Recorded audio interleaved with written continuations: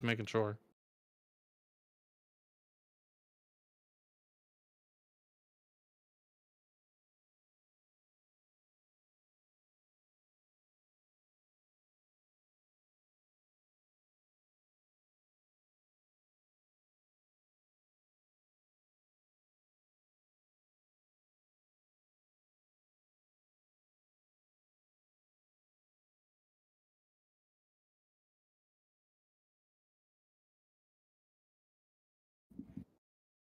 Let me pee real fast.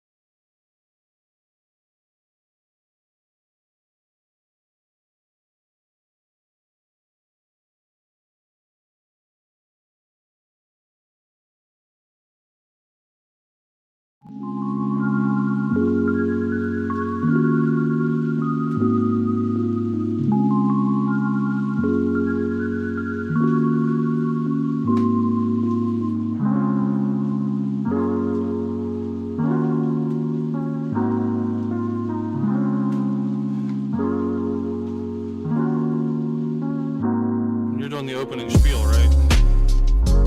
Hey, how's everyone doing? We're finally back. Yay. We're like those dinosaurs. That one movie.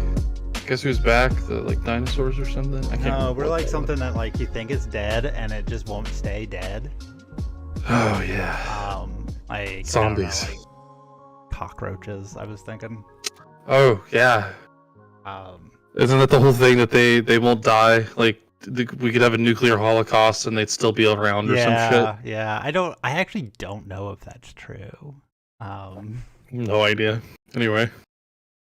So, dude, so I had an amazing idea. I want to go camping, right? Mm-hmm. But like I've been camping before. I've done the whole like you drive up, you pitch your tent, whatever. You hike to where you're gonna camp. I've done all that. Mm-hmm. You know, I want to do something new and different. I want to do camping and gaming. Like I want to do like what's it like to game while camping? Oh, I Because see. like Okay. handhelds Okay. have come so far, and I mean the They Switch really is like have. you know it's a home console that you can carry anywhere. Like It's very true. I really I had that idea while I was cleaning the kitchen, and I was like, dude, probably because I got my Belmont mug.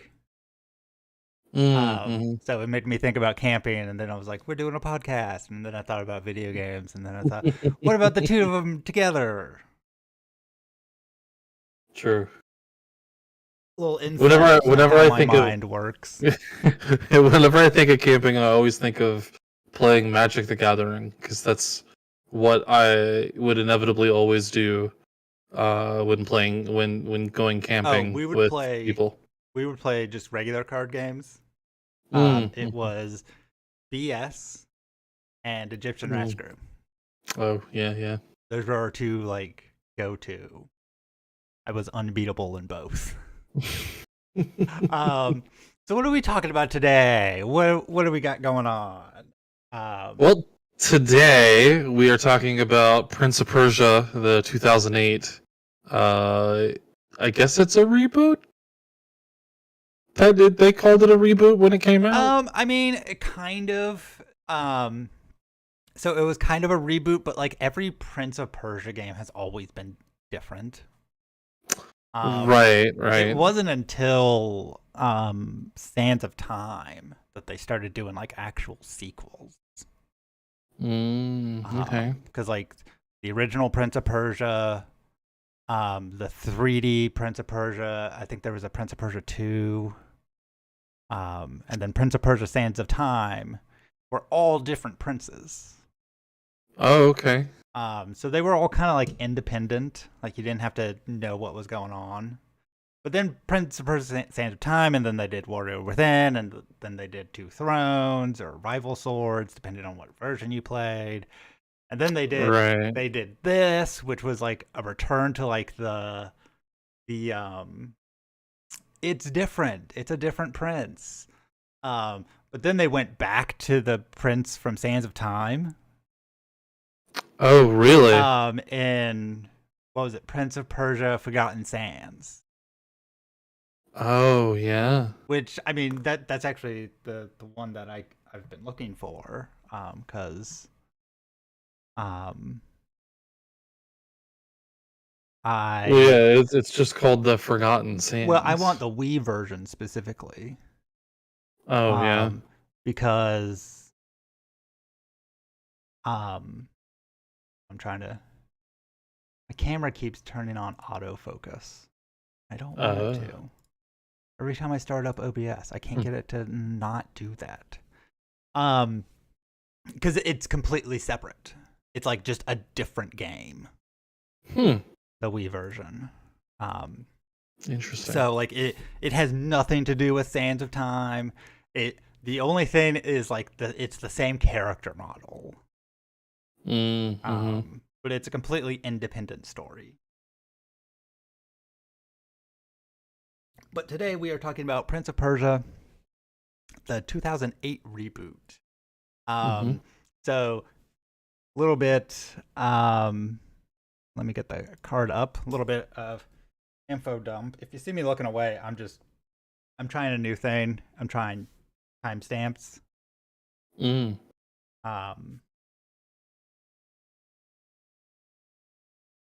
So we're going to see how this goes. So a little bit of Wikipedia reading on this. Prince of Persia was released in 2008, hence the moniker Prince of Persia 2008. This was the time in gaming when they just started not putting subtitles on games. And they just started like, oh, it's Prince of Persia. Oh, it's Tomb Raider. Oh, it's Sonic. Like, what the? How are we supposed to? Oh my god! It's well, and you know, of course, Doom continued that with Doom 2016, where it's just called Doom. Like Doom, like it's a pain in the ass. But it was developed by Ubisoft Montreal and published by Ubisoft. It was released for the Xbox 360. PS3, and of course PC. There was also a DS. Was it DS or 3DS? It was DS.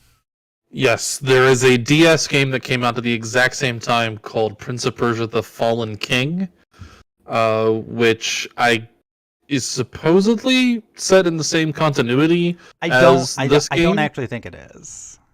I think it's a completely different story. I think it's just reusing the Prince art. I mean, it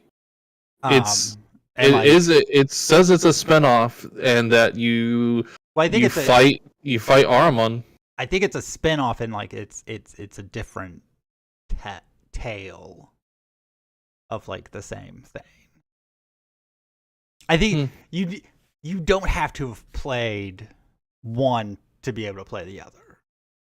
Oh, probably not. Probably not. But there was a DS version, but it was drastically different. It was a 2D side scroller. Yes, just like basic looking platformer. Director, and I'm so sorry to these people because they all have very French. Well, not all of them, but most of them have very French last names, and I'm going to do my best to pronounce them correctly. We have the director is John Christophe Guyot.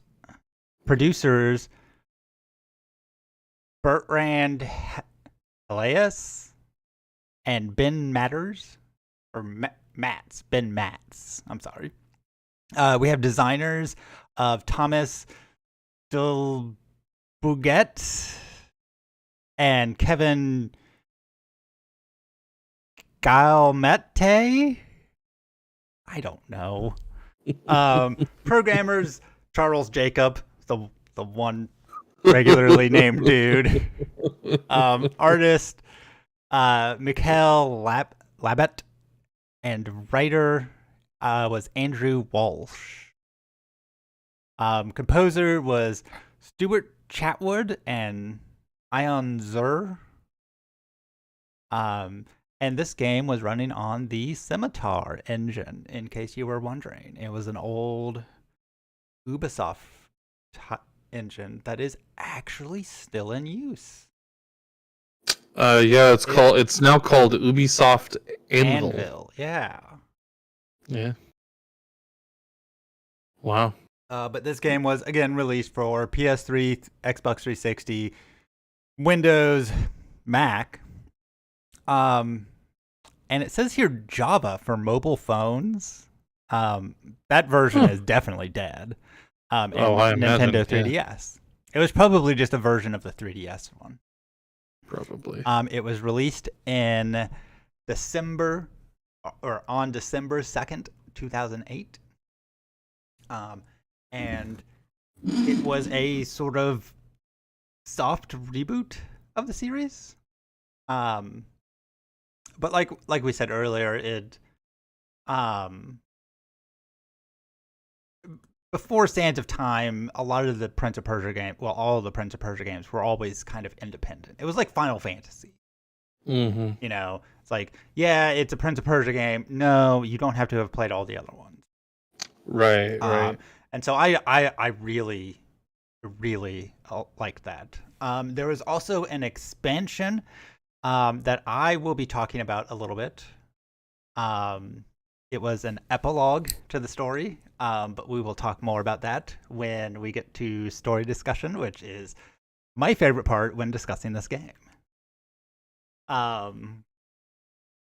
So interestingly, going back about the engine that they used, it's actually the engine that they developed for Ascreed, and I guess just basically decided to use it for Prince of Persia. They also used it for the Forgotten Sands.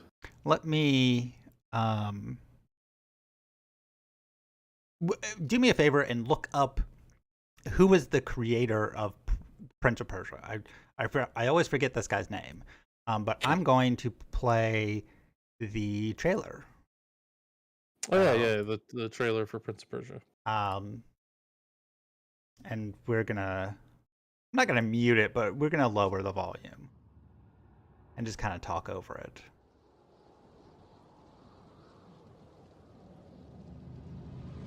Did you find that name? The person that made. Well, I mean, the director, I guess, is that who you're looking for? No, the guy that made the first one. guy that made the first? The guy that came up with Prince of Persia. Oh, for Prince of Persia. I'm sorry. He also worked on Sands of Time.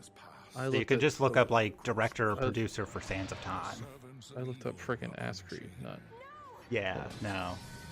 The very first Prince of Persia game, his name was Jordan Mechnier. Yes, Jordan Mechnier. Unfortunately, he didn't work on this one. I'm gonna preface it with everything I'm gonna say. I love these kind of movement-based platformer games. I was actually finishing this game up today, and I was like, you know what? These games really are like comfort food for me. You know, just because like you can kind of turn your brain off a little bit and just kind of go about. Actually, funny enough, sorry to interrupt you, but he actually did not work on this one. He only worked on the Sands of Time one. Obviously, the first two as well. The very first two Prince of Persia. Well, right, yeah, but for Ubisoft. Yeah. He came back for Sands of Time. Right. Sorry, anyway, movement games. But I personally love movement-based platformers, like where movement is kind of like the whole. We don't need to see the ad.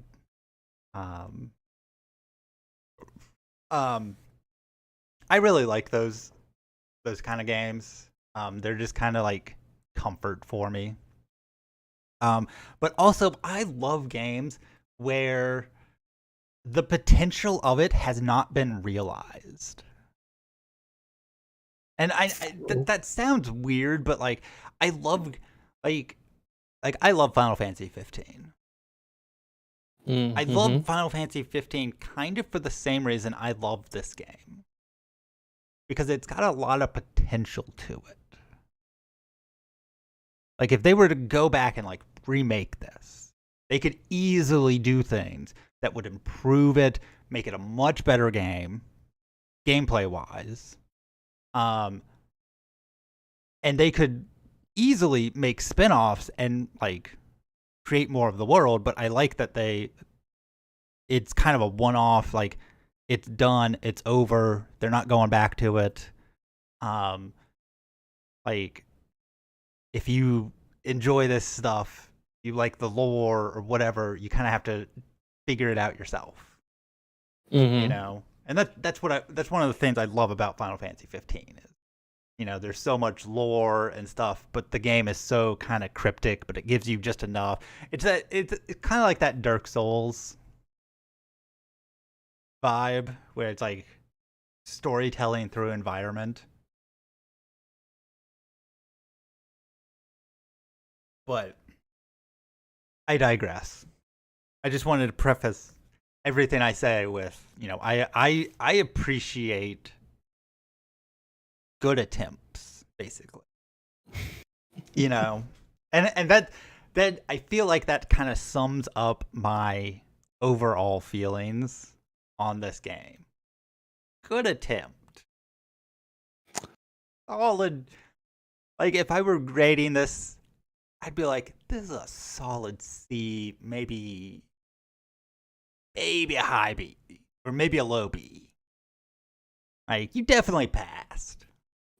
So, but so here, funny enough. Let me change the cards and grab the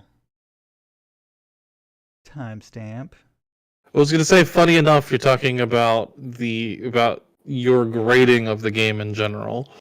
I won't speak of mine because mine has a lot of things to go into about it. But interesting, this game when it came out, it sold 2.2 million copies, which in 2009 very well. It did very well. It got really good reviews. Like it did well enough that they made an expansion to it.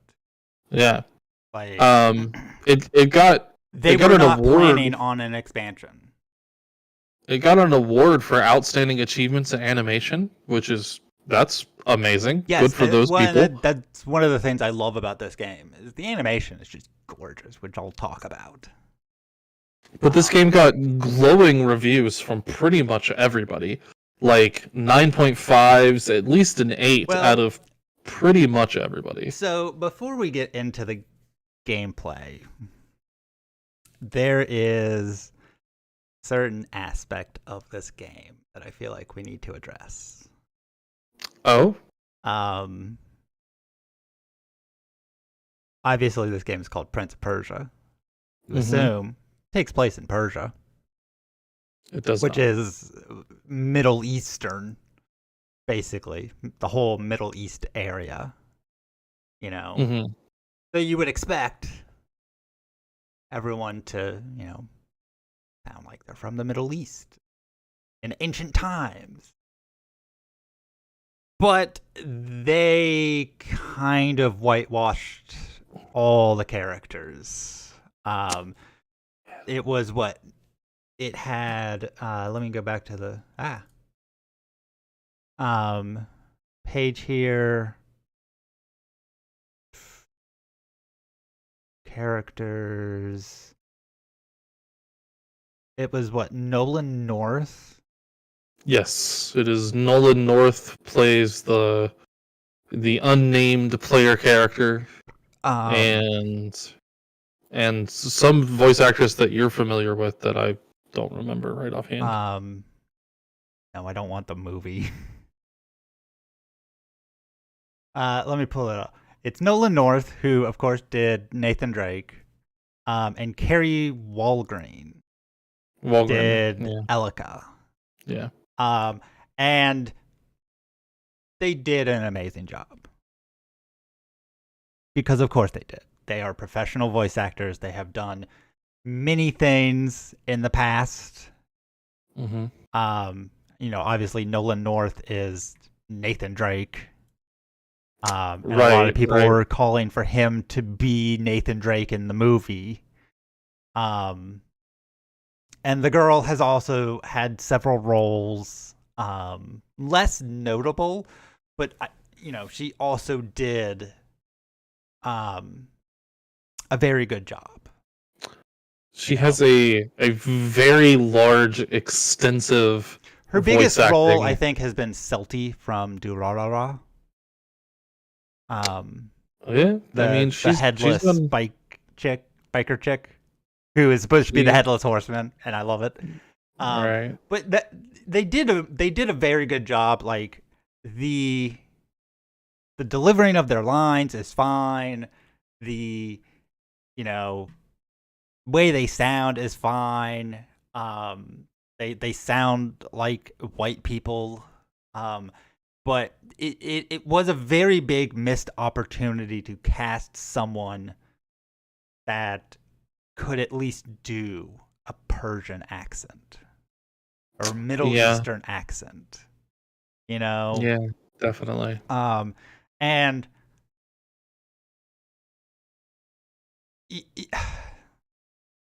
it was definitely a bit of whitewashing. Like, they definitely homogenized this game to all hell. And like, you could easily call this Prince of Downtown New York. And like, people would be like, oh yeah, no, that makes sense. Yeah. Like, but I feel like they don't deserve crap for accepting the roles, because obviously it's not their decision to cast them. But, you know, and I'm sure the people that were casting were told by higher ups, hey, we need to get like a famous voice actor, because that's the thing. Yeah. I mean, you're talking about Nolan North, who, I mean, just looking at his list of things that he had done before that game. I mean, he was the voice of Scott Summers in the X-Men TV show. I mean, he's been in so many small roles when it comes to huge voice actor. He's ginormous. he's one of those people. It's like Troy Baker. You got Right. Nolan North, you got Troy Baker, the guy from that D&D thing. God, I'm blanking on names. Matthew Mercer. Matt Mercer, Laura Bailey. Like, Yeah. he's like the voice actor for video games, especially during that time. Like, he was in everything. Yes. You know, absolutely. Especially after Uncharted came out, he was just in everything. I mean, he did voices for God of War characters. He did voices for World of Warcraft characters. Like, he's done everything. But, you know, it was a very big missed opportunity. They should have cast. I would have even been fine if they had gone back and cast the same people from Sands of Time. The person that played the prince in that game and Farah in that game. So, which is actually where my name my online handle comes from, because she's one of my favorite female protags ever. But it certainly was a large missed opportunity. And they got quite a bit of backlash from it. And I feel like a lot of people didn't give the game a fair enough shake because of it. Do you know who did the voice for the prince in the Sands of Time? I forget his name. Yuri Lowenthal. Right. Yeah. Yeah. Is that a good or bad thing? Wasn't he one of the people that there was like a huge thing? I may be thinking of somebody else. I think you're thinking of someone else. I must be thinking of someone else. Never mind. No, never mind. No, he's linked to Rooster Teeth. That's where that name. He was cast in Sands of Time, not cast in Warrior Within, and then it was a big deal when they brought him back for Two Thrones / Rival Swords. Okay. Because everyone was like, he did such a good job. He sounded like it. Like it was so well done. Right. And then they did this game and just whitewashed. I mean, even if you looking at the cover art, I mean, he looks like a white dude. He doesn't look like he's from Persia. Yeah. Oh wow, the person that did the voice for Farah has literally done nothing. Yeah. Okay. Yeah. But wow, still one of my favorite female protagonists. Anyway. So we're not going to be judging the game based off of that. You know, obviously, if I would love for them to go back and be able to recast. And also, I feel like they missed an opportunity to really throw Persian culture or Middle Eastern culture, or however you want to look at it, into the spotlight with this game. Because a lot of their banter, like, yeah, it's fun, it's cute, like they have this back and forth. It does nothing to add to the world, really. Like, there are some lines in there where it's like they do some character development, they give some backstory, but you know, a lot of it's just kind of like this generic, like, yeah, it's good, it's well written, it's funny, it makes you chuckle, you know. Sometimes like the dynamic is fine and all that, but it doesn't do anything to, like, it doesn't make the game stand out. You know? Right, and it actually it's one of the things that a lot of people have a negative about towards the game is like the way that it does like character development is very location based. Like if you're in a certain location, a prompt will come up to where you can talk to Elika, and you know those things will happen. But otherwise, it's like super easy for you to miss, like, you know, some character development, especially related to what happens at the end of the game and the choices that the character and you ultimately have to make. I think this brings up another good point about this game. And I want to get this stuff out of the way before we talk about gameplay, because I'm gonna kind of refer back to it. But I feel like this game, obviously, this was like what mid generation for the 360 PS3. I mean, that generation lasted what 10 years. Oh gosh, yeah, but around that, yeah. So this was. People were still kind of figuring out, like, open world was a big thing, and I feel like this game suffers because of its open world. Like, I feel like if they had made it a linear story, and like you have to go through a certain path, I think it would have been that much better. Because then they could pace out, like, okay, here's where you learn about this, here's where you learn about that, all kinds of stuff, Right. Yeah. So general game. Well, let's go. What's the general gameplay loop of the game? Let's start there, so we don't go too far off. Right. The general gameplay loop is basic platforming. So you have a couple different moves you can do. You can climb walls. You can run along walls. You can kind of shimmy along ledges, which they do a lot. You have a double jump. You have like a little thing where you like carry your momentum through when you hit like a little rain, like a little grommet on the wall. Very strange, but yes. But it kind of like keeps your momentum going. And that's really the whole gameplay is keeping your momentum going. It's very Sonic, I think. Yeah.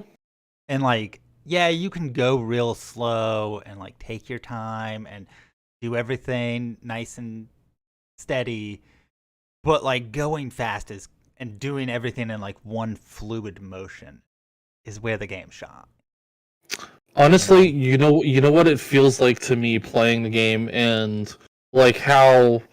So one thing you didn't mention is each of those like various moves, where you're like the little grommets on the wall that you can use to carry your momentum and things like that. A lot of those things require a different button press than just like the normal like jump or a directional thing or anything like that. Yeah.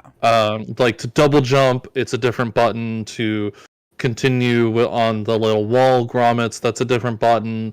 You also have the claw thing where you can slide down walls. I really like that one. That's a different cool button as well. But all of that, like combining it with the powers that you get later from your companion, it honestly feels like doing one of those crazy long combos in a fight in like those old fighting games, like Killer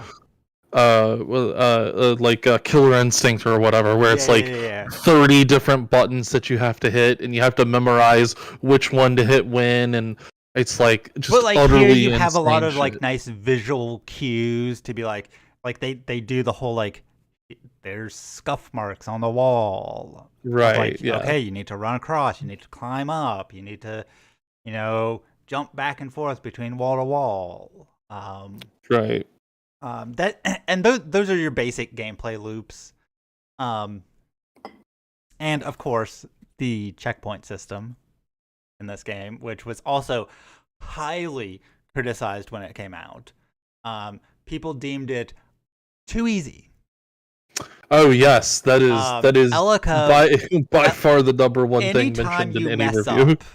Anytime you mess up, whether it be in the platforming or the combat, which we'll talk here in a little bit, Elika will come and save you and bring you back to wherever you were last on ground for the platforming. The enemy will gain some more health and she'll reset the field. Mm-hmm. I'm saving combat because I know you have a lot to say about it. But she will do that, and she'll come and save you. And a lot of people are like, "Oh, it's too easy." And I was honestly like, I don't like. It's a good use of the world as a mechanic. Mm-hmm. Like, it's a good way of being like, okay, this is why you just come back to this checkpoint, making it very much not like a video game reason. Like, oh, we put you back here because this was, just the last checkpoint. Right. And Call of Duty and all these shooters and stuff do the exact same thing. Only they don't give you a reason. They just say, all right, you go back to the last checkpoint. You die, you go back to the last checkpoint.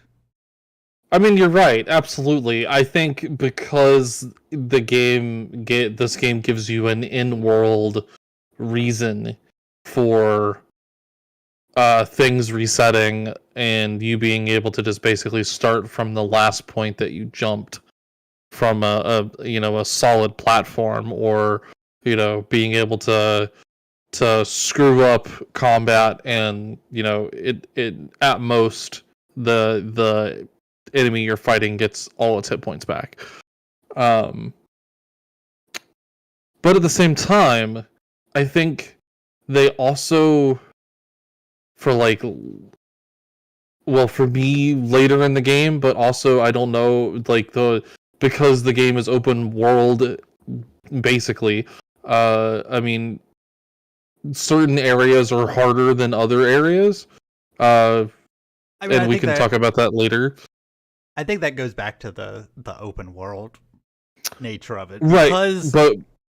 Because it's open world and you can basically do any area in any order, right? There's kind of a path. Like when you unlock your powers, you gain the ability to go through certain areas. Right? But pretty much it's open-ended. Like you can be like, okay, I'm gonna go here, I'm gonna go here, and they tell you what the powers unlock, like what areas. Right. But because of that, all the enemies and all the platforming is very easy. Like it all has to be kind of at that same level of difficulty, because anybody can do it at any point. Like you could go you could go fight the warrior first. Like I always fight the hunter first, but you could easily go and fight the warrior first. Right, because theoretically you could unlock so basically the way that the way that they gatekeep their worlds, the open worldness of their world, is you have these 4 powers that you can unlock with Elika by collecting orbs. It's your normal Ubisoft collectathon shit. Well, I don't think it's your normal. I think it's just your normal collectathon stuff. Your normal platformer collectathon stuff. Well, yes, and I hate that shit. I've always hated that shit. Well before it was an Ubisoft thing, I've hated that shit. I like collectathons. Like I said, I think they're relaxing because you can just kind of turn your brain off. But anyway, but the way that works is you collect a certain amount, and the game will show you whenever you collect one how many you need. And there are basically 4 powers that you unlock with a certain amount of collecting these orbs. But you can unlock any of the powers at any point. Right. You don't have to unlock the red one first. First, right. Yeah, so you could literally unlock the one that takes you to the quote-unquote hardest area in the game first. Yeah. And I'm curious, and I think you actually ended up probably doing it in the same manner as I ended up doing it. So we may not learn anything extra, but if anyone watching happens to have played the game... I've done it multiple ways. Oh, okay. I've done it just getting all the powers from left to right or right to left. depending on how you look at it. And I mean, it basically plays the same. Like, there's not really that much of a difference. Well, see, what I'm curious about is, like, so the last area you go to, it has, like, those areas where it's, like, the corruption is in the air and it, like, starts to choke you or whatever. Yeah, they just introduced that whenever you get to, like, the last second or third area, like, unlocked area. Okay. Like, they do all of the, like, adding on to stuff. Like, there's times when, like, you have to rush through the level. Right. I don't actually think there's a fail state. There's not. No. Which kind of, like, is disappointing. Like, I know they probably would have just had to reset it, like, very video game like.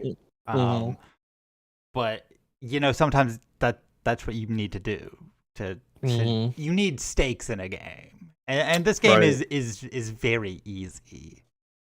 It is very easy, but frustrating at the same time. Well, the combat, I think, can be very frustrating, and the platforming, I think, you just have to learn when you actually have to input something from the analog stick.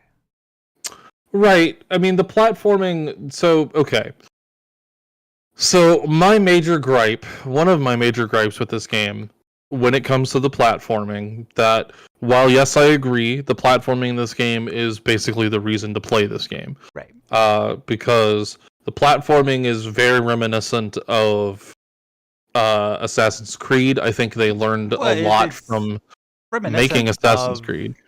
Sands of Time. Yeah. You know, minus the time powers. Yeah, I guess that's true. So it did very much carry over. Elika that kind is of... exactly like the time powers. Well, only it's unlimited. Right. So yeah. But go on. But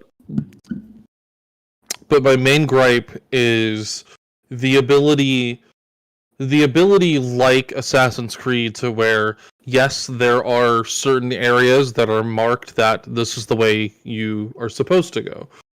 Like, you know, there are scuffs on the wall because you're supposed to run across that area, and so on and so forth. But that doesn't mean that you can't accidentally, while running across that, jump across the fucking, you know, void and be like, oh, well, I fucked that up, I gotta start over again. Just because you have, like, this natural tendency while doing, or at least I do for some reason, while doing these things, to want to, like, hold the button that you hit to, like, you know, start the animation that's happening. And there are times when, for whatever reason, and I played on the Windows version of the game, so maybe that is just something with the Windows version or something, I don't know, where it has this tendency of, like, say you hit a button and that animation doesn't happen, so you hit it again, and then that animation happens for the first time, but then it hits but then it does the second animation because you hit that button. Cues your buttons. Yeah, it's very annoying. But it's like sometimes it cues up your button presses and sometimes it doesn't. Yes. And that inconsistency caused me to die numerous times in a place that was just like, it's just a fucking platforming thing. It's not that hard. Why am I dying here? I think there's a low risk to the platforming. Well, so I would venture to guess that I think the whole thing of Elika saving you every time was something that they came in and added after the fact. I think they made this game with the idea, now this is purely conjecture, I have no idea, but I feel like they made this game with the idea of, you can fuck up and die, and it's going to reset you back at, you know, said checkpoint.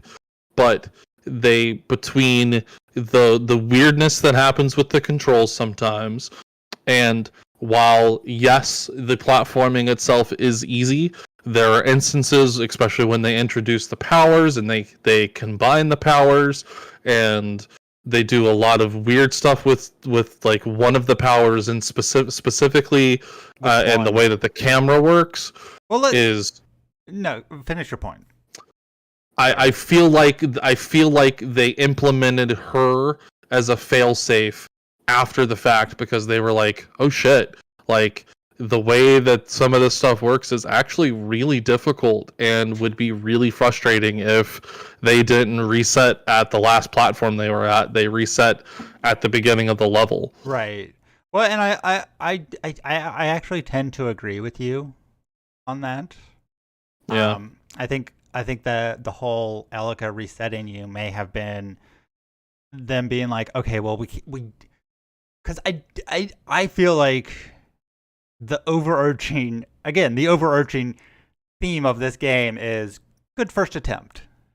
Like, right, good yeah, base. what you said earlier about this being a causality of an early platformer, early 3D platformer of this genre. Was probably also like they were rushed.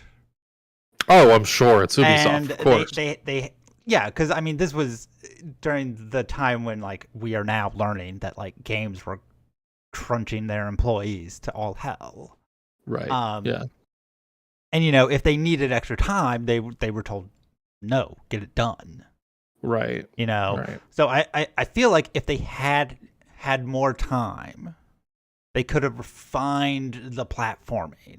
Like, what I would really like to see is more challenge in the platforming. Like, I would like it to where, like, oh, you're running along a wall. You need to hold the button to run along the wall.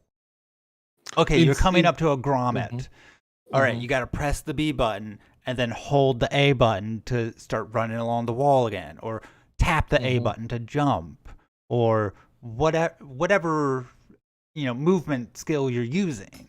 Like, if you're sliding down the wall with this little claw thing, you have to hold the trigger rather than just press it and then move him down the wall. Right. Because honestly, a lot of this game can just be played like button, button, button. Move the analog stick, button, button. All right, move the analog stick, button, button. Like, it a lot of it can be very passive. Like, you don't have to hold a direction necessarily when you're running along a wall. You don't have to, press up to climb up a wall. Kind of a lot of these things that we were programmed to do in previous platformers, especially Prince of Persia games. We're like kind of like, okay, well, it's just a button press. Yeah. And like, I get that as like an accessibility feature. And I mean, a lot of games accessibility was not a thing back then. No. Definitely not. But I feel like if they were to make this game today, it would be like, okay, you need to hold the buttons to do your actions. Okay, can't do that because such and such accessibility feature, or you have this disability that you can't hold button or whatever. Yeah, we'll make it to where you just have to tap it. You press the button once, you let go, and it just does the animation. But I really would have loved to have seen an option to where it's like they make the platforming a little more difficult. Because it very much is. It's a very passive thing, the platforming, or it can be a very passive thing. Like, you can hold the stick in these directions, but it doesn't matter. Like, now I'm curious. Do you like the platforming in this game better than, say, Assassin's Creed, where everything is just you just hold a direction and jump, basically? But you can go anywhere. Yes and no. I like The actual platforming, I think, is better done in other games. I think Prince of Persia has had better platforming in other Prince of Persia games. Hmm. Sands of Time is a damn near perfect game to many people, myself Hmm. included. Um, Assassin's Creed has a very different kind of movement where I've been playing a lot of Horizon. Okay. And Horizon has a lot of platforming in it. But you just kind of you jump onto the wall, like it's got points where you can grab onto the wall, and then you just kind of move along it. You just hold the Yeah. analog stick and you move along. And if you need to jump, she'll like stop and be like, "Oh, I need to press the button." Hmm. Um, and I think stuff like that is way better. Like Hmm. control wise is way better. But the kind of I like going through the the really long bits of platforming sections in this game. Where it's just like you jump from one wall to another, to another, to another, to a a switch, and then you climb up a wall, and then you slide down this hill, and then you jump onto some poles and flip off, and like I like that kind of what's the word I'm looking for? It's like purposely designed Yeah. platforming. Yeah. I You mean, don't know, get me wrong. it makes me feel cool. It's very much It it's a very cool feeling when it you go through and you do something that's like this, like like you said, where you're using several different aspects of the platforming and player movement together and combined in a way to where it's like you do all of these crazy things to get out of this place that literally, if you think about it, all the game really needed you to do, like, who to designed not these do. places? Exactly. It's like, how the Who fuck the do people fuck normally design get out of like these places? nobody You know? designs a place like this. But like from a gameplay perspective, it's really fun. I Right. was actually thinking about it as I was playing. Like it's kind of like pulling off a really big combo in a fighting game, like you said earlier. It really is. It Um, really is. but it's easy, it's doable, and I suck at fighting games. But I want to be able to pull off those big ass long combos, and this makes me feel like I could do that. Yeah. Like, not Uh, every game has to be like uber difficult. Sometimes a game can be easy, pretty to look at, have nice music, like have a decent story, and be like, yeah, you know what? That was a good game. I will say, if you ever have a chance, for those that have not played the game and are interested in playing the game, it is on Steam. I bought it on sale at the time. It was like $2. But I think it's normally like 10, maybe 15 at most. It's not an expensive Um, game. it's not an expensive game at all. There is the game itself comes with a Oh yeah, like an update to the graphics, basically. yeah. Because I I was watching you play a little bit, and I was just like, holy shit, this game looks amazing. It looks real for Like to be from 2008 like and to be like an early PS3, Xbox 360 game. It like looks really good. I love cell shading.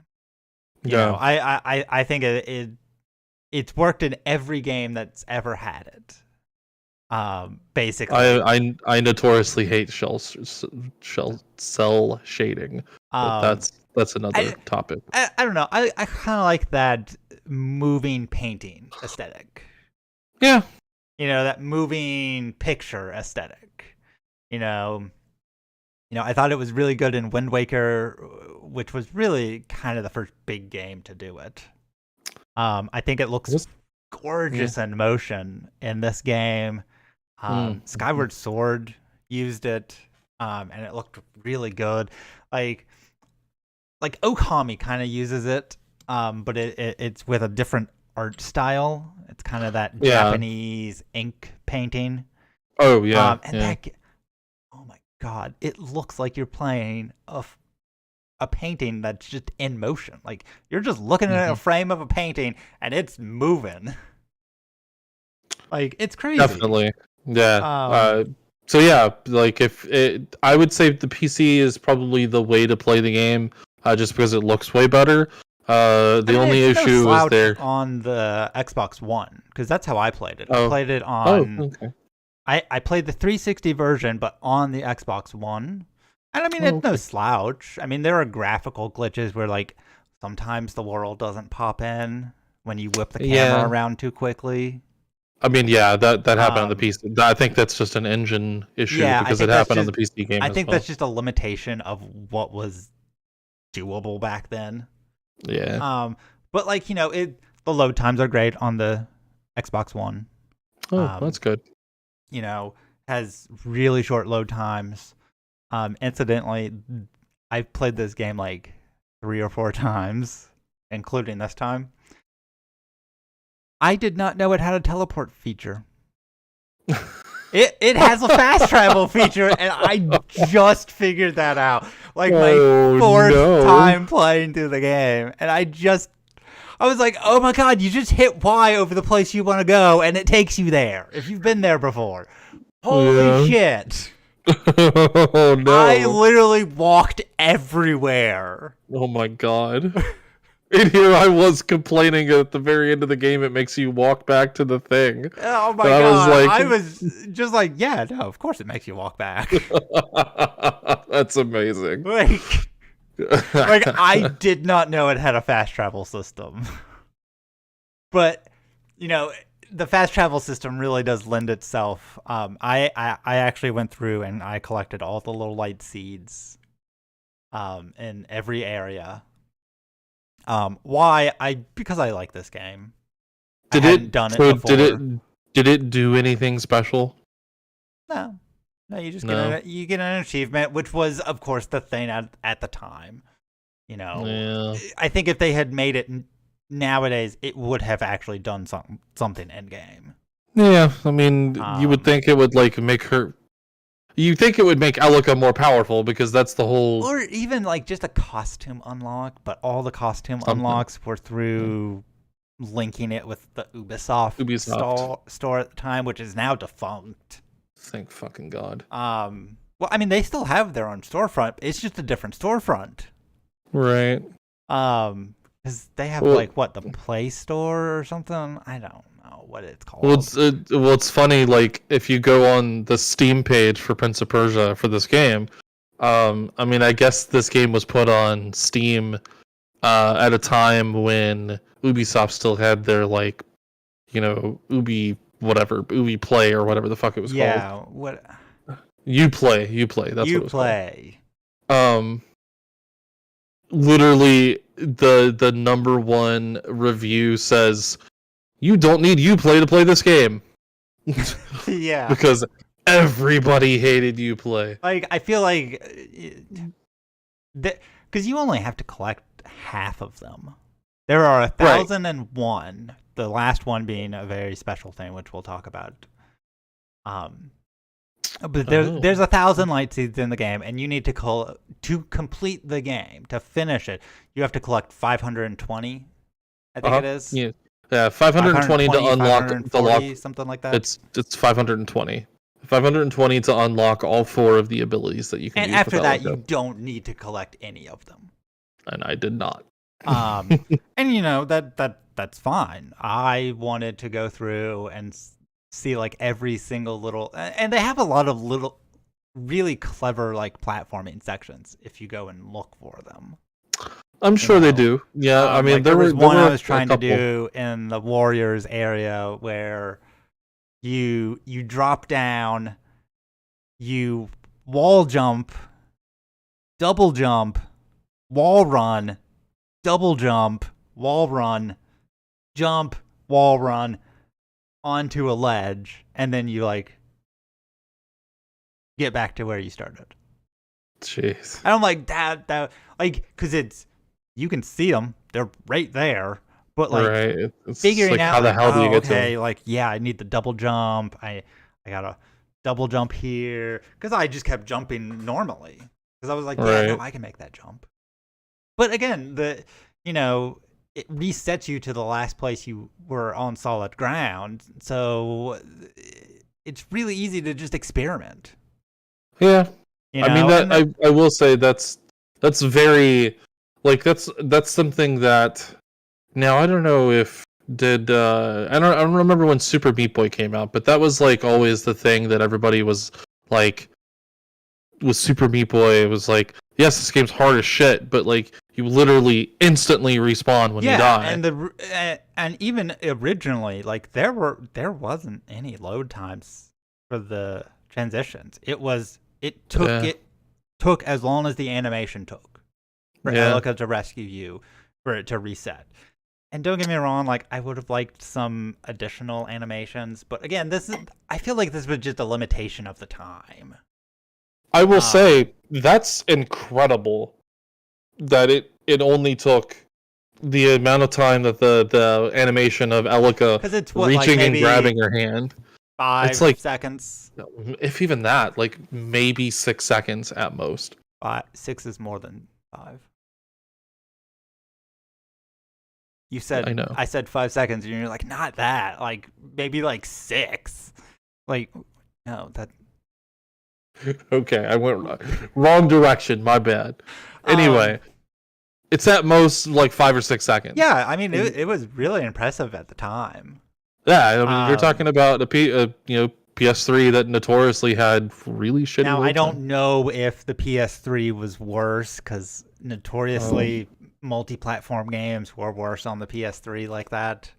Oh, that's true. Bayonetta had the infamous. Oh, yeah. You pause the game and you get a load screen for the pause for the not like the I'm gonna go in and like change up my equipment or anything. The actual pause screen to just pause the game.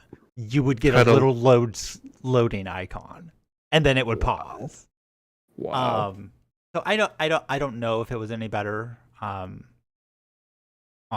or any worse on the PS3. I can't attest to that. But still, I mean, that's pretty incredible programming, especially at the time. I want to talk about the power. Okay. Oh yeah, definitely. So there are 4 different powers in the game. There's you leap, you like jump a long distance. Usually from all of them are like indicated by a little circular platform. Yeah, so they all have like a crest that's on the wall. And you walk over it, you press Y. Anything to do with Elika, you always press Y, which I think I never noticed that, but it's literally anything that Elika does, you just press Y. And it's actually kind of neat. Yeah. But usually it's from one button to another button. That's the word I was looking for. Button. I couldn't think of button. So usually the game calls them crests. I think that does it. Yeah, it calls them crests. Oh, okay. I could have sworn they just called them buttons or platforms. Nope, they're crests. But you the red one is usually you get thrown from one to the other, right? Or you get thrown from the button to somewhere where you land. Yeah. The next one is a flying one, which I fucking hate. Oh my god, I'm so glad I'm not the only one. No, I hate it because it doesn't let you fucking invert the controls.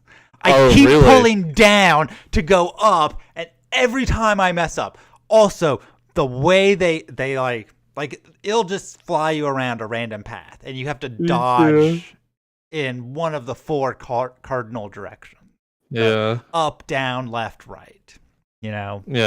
But it's not just up down. It can be like up and to the left or up and to the but most of them are just Like the ones you Dodging. have to do are just Yeah. you go up, down, left, right. Right. But it does this weird thing where it like obstructs your view. Oh, it's the worst. And like sometimes I just cannot see. Yeah. Like I think, oh, okay, I gotta go over to the right. No, that was actually where the wall was. You dumbass. Yeah. Like, I can't tell you how many times I've had like, to. my god! Oh my god! Like, and it's the worst when it's part of like a big chain of them. no, there's one at the end where it's a huge long chain and it's just your powers, and like I fucked it up on one of the yellow ones. I was like, yep. Damn it. Yeah. Yeah. There is, but that is by far my least favorite. Like I hate that. Only to be followed up by the next one, the green one, which is my second to least favorite. Oh, see, I actually, also because of the fucking camera. I actually really like that one.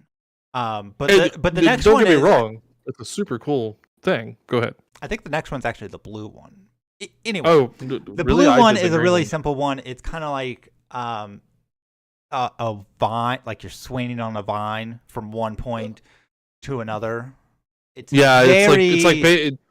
uses Elika as the top of the vine and you're the bottom of the vine, and she like swings you and it like slingshots you basically. The red and blue powers are very passive. Yeah. Like they just happen. You don't have to do anything during it. But the yellow and green are you have to do something. The green one is you run along walls. Yeah, so it's usually it's a straight line from one from one thing to another.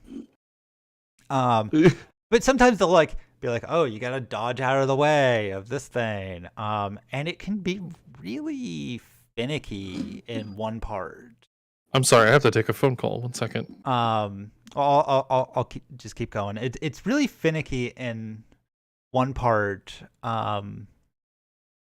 Because like it'll have little sections where like it's missing. Like, there's not a platform there. And it'll look like you're not gonna run into it, but like the game will be like, oh no, you were just like a pixel too close. And be like, nope, you messed up. I think it also would have benefited from having more color during these. Like a lot of times when you use the green and yellow powers, everything kind of looks the same. Everything's kind of like blacked out a little bit.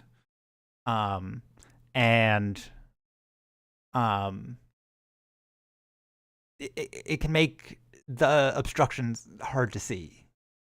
But I feel like the green one is a lot easier. Oh yeah, it's definitely easier.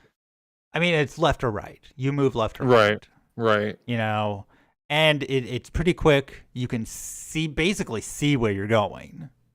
You can see the beginning and end points really easy. Whereas with the yellow one, you're like, how long is this gonna take?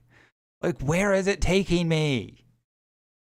Like, yeah, and with the yellow one, it seems like they just arbitrarily like, well, we gotta like fly through these couple of like stone pillars to make it kind of difficult. It doesn't, even though in the end you literally fly like 10 feet up, and it's like, come on, man, what the fuck?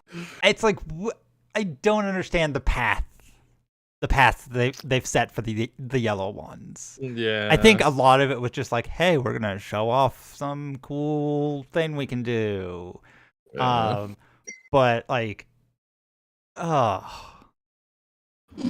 yeah, my favorite was the green, just because I feel like it was the yellow one perfected.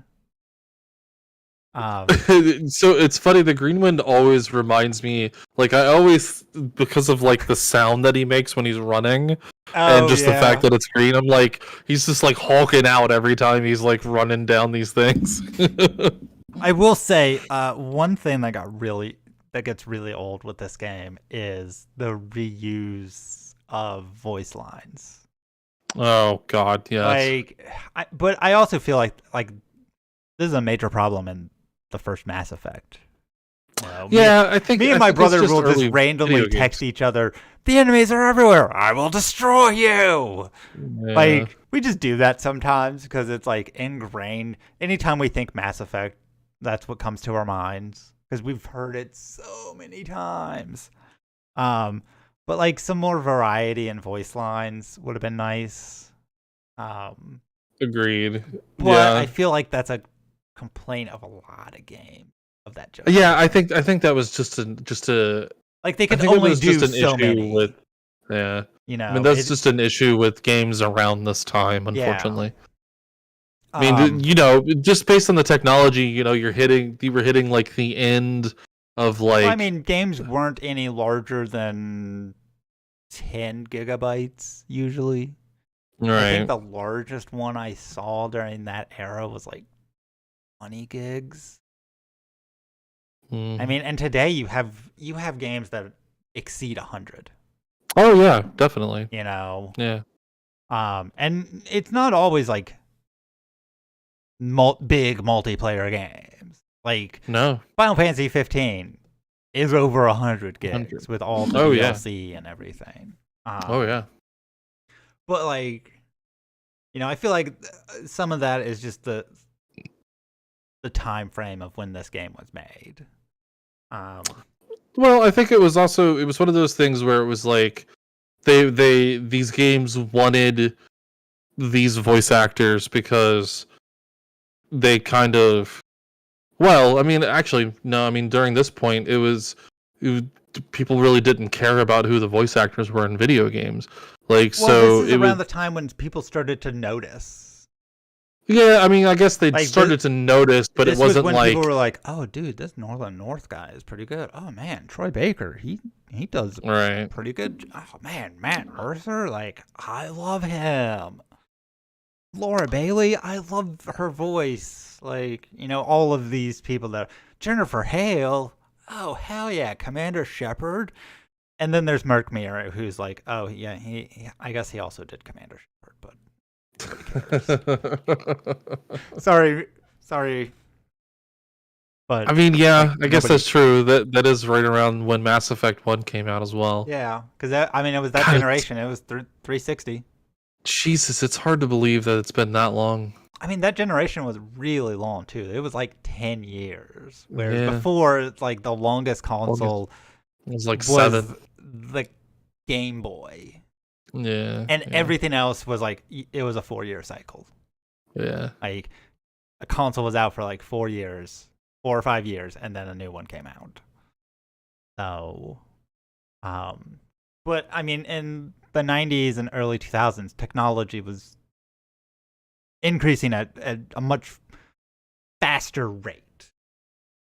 You know, not to say Right. it's not still increasing, but the rate at which it gets better, you know, has gone down. Kind of, we're kind of at a plateau technology wise. So, but yeah, Yeah. some of the two powers that are passive are just kind of like, whatever. They're also very similar. Yeah, really, there's that was just two powers. There's going yeah, from pretty point to point and then moving along a set path and having to Mhm. dodge things. Yeah. But I feel like the obstructed view doesn't do anything for the flight. Absolutely. Like, Yeah. I mean, I get the idea that it was supposed to feel like you're like, you know, flying through the air and it was trying to like feel, you know, simulate that. But yes, the yeah. obstructed view for that just Well, and like I feel like and this is how another case where the fact that it's open world really hurts the game because it would have been so much better, like adding each power in a certain order. Because like, okay, you add the red one and then the blue one because they're kind of similar, or maybe you break those up because they're kind of similar. So you get like the red one and then the yellow one and then the blue one, and then the last is the green one, Right. But I feel like it would have been just a much better experience as a linear story. All right. Well, speaking of that, Well, do we want to take a break? There's Oh, one okay. more gameplay thing that we haven't talked about, Oh, okay. and that's combat. All right. Um, Oh God, forgot all about that. The combat in the game is very simplistic.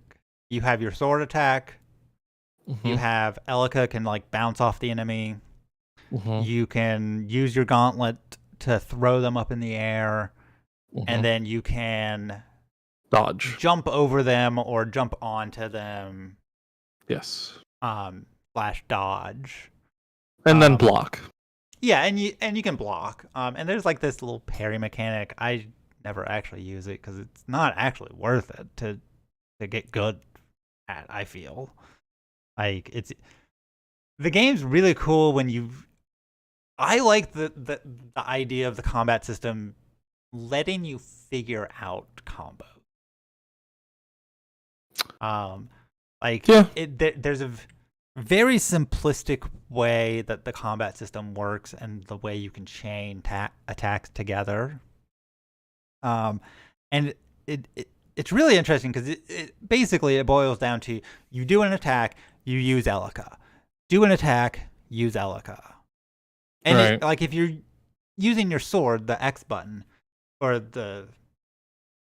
for me it was the X button, on the 360 controller. So what the leftmost button? Yeah. If you do that and then use Elika and then do that and then use Elika, it'll be like, nope, you're too repetitive. And just end the combo. The combo is just not that long. But if you kind of cycle through all your attacks, you hit with the sword, use Elika, launch them into the air, use Elika, hit them with your sword, use Elika, jump up on them, use Elika, hit them with your sword, use Elika, hit them with your sword again, use Elika. Apparently, the achievement is to get a 14-hit combo. Oh. Which is actually pretty hard to do because if you get the enemy to the edge, you basically one-shot them. Right. You either stab them... Unless it's the boss. Yeah, unless it's the boss. Unless it's specifically the other 3 bosses other than the warrior. Yeah. Because that's literally how you fight the warrior. But it's kind of I liked finding the combos and pulling off these big chains. I feel like the combat is not present enough to warrant an achievement of 14 hits or finding every combo. There's just not that many opportunities, especially if you're very good with the platforming or very quick with the platforming, I should say, because enemies will form on a platform and you can actually cut them down before they fully materialize, which is kind of neat. You're rewarded for doing well on the platforming by not having to do the combat. But I feel like the biggest issue with the combat is just responsiveness.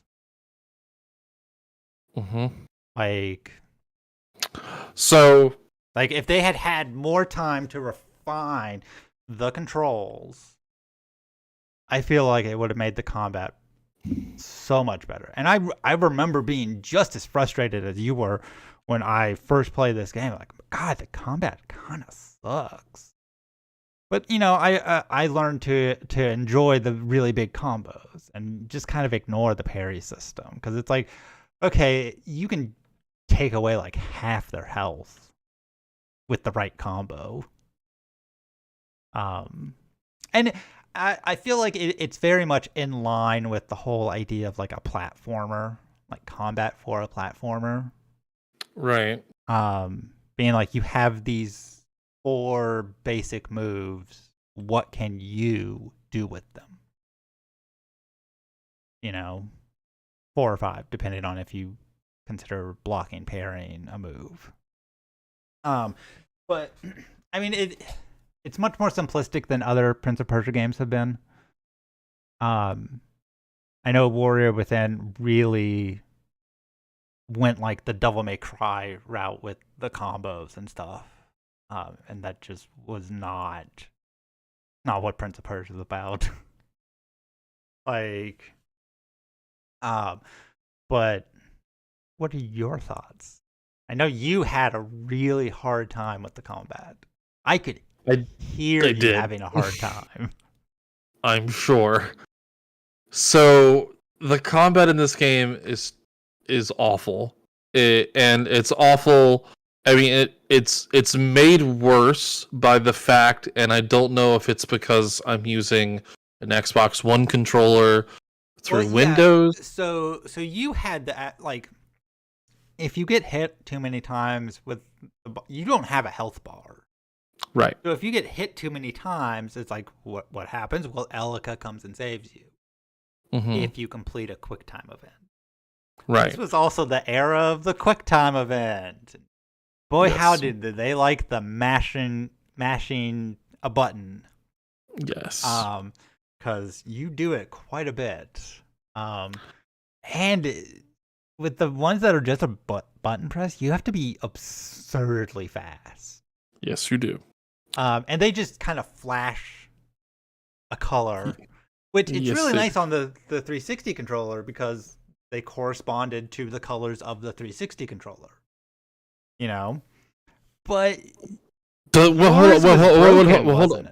No, hold on. So in the combat, it doesn't, when it flashes what button you need to hit when they're about to like stomp you or whatever. Yeah. It doesn't show like the icon for the button. No, it shows like A, B, Y, but it's also colored appropriately. Okay. See, for whatever reason, playing on the PC, and this might be the one reason that you don't want to play on the PC, but I think it's an issue with me and not the game because everyone else, I haven't seen anybody else complain about it. And I think it's just with using an Xbox One Pro controller or something. Elite. Or Elite controller, excuse me. It only shows the color. It doesn't show what button it is. Yeah, well, I mean, I think what helped me, like, because I remember the first time being like, I don't fucking know these buttons. Like, they're all different. I don't know the colors. Like, that's the fastest thing I can respond with, because, like, A, B, and X, Y are switched on all Nintendo controllers. Right. And it was very confusing at that time, because it was like, oh my god, which one's the X button? I don't fucking know. I know which one's the yellow button, kind of, but like it is a new controller. I've never played on an Xbox. I'm like, it's so frustrating because they keep getting health back, and like until you learn to do big combos, it's like really frustrating because like they gain back quite a bit of health. Yeah, they would sometimes. It depends on, like, they had like certain breakpoints where they wouldn't gain any health back.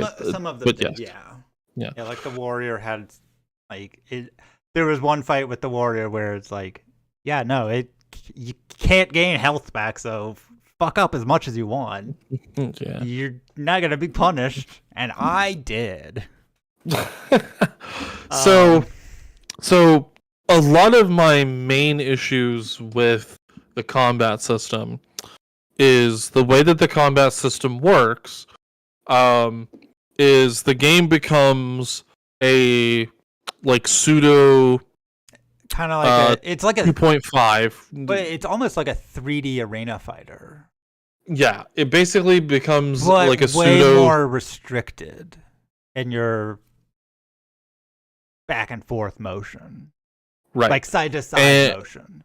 And the speed in which your character moves if you don't hit any buttons and you just try to get them to like move around, is very slow. Oh my god, it's absurdly slow. Like, for somebody that's supposed to be so agile, this guy moves like a fucking tank. Yeah, it's like he's walking in quicksand the entire time. So a lot of the times, of course, you end up wanting to use the A button, which is the dodge button, to like flip forward to like get closer to the enemy more quickly and things like that. Except for after you kill the first boss, basically. So the first boss, not that difficult. You pretty much you can just like sword, block, sword, block, and you're done. You're good. And it's super simple, no big deal. After that, though, I don't know if you did, but I fought the alchemist. I think we did it in the exact same order. The only difference being, I played it to where I did. So there's 4 bosses. There's the hunter. There's the concubine. There's the alchemist, and then the warrior. And they all have different mechanics. The alchemist and concubine are very similar. The hunter is very basic because he's kind of the first boss that the game's like, hey, here's the first big enemy. The warrior is annoying as fuck because 1, you can't use your gauntlet attack on him, and 2, you do no damage to him. Right. So you have to like knock him into stuff or off the stage, or my least favorite boss by far. Just because when he hits you, he just keeps going. Yeah. And the game's not responsive enough to have a parry system, I think. Like, it's too clunky for a parry system. It is. I agree. So when you get to the second boss, which for me, and it sounds like for you as well, was the alchemist, that's when the combat system started to get really goddamn frustrating, because that's when it starts to introduce the boss going into different forms. Yeah, and when they be hit with certain attacks during those forms. So I believe this is when it introduced the thing that you have to use the gauntlet and throw it up in the air, basically. Yeah. To be able to break that form, to be able to hit them with anything else. So, except it has this thing where, well, like all of the other moves that you have, there's a certain like area, there's like a certain distance you have to be from the boss for it to hit.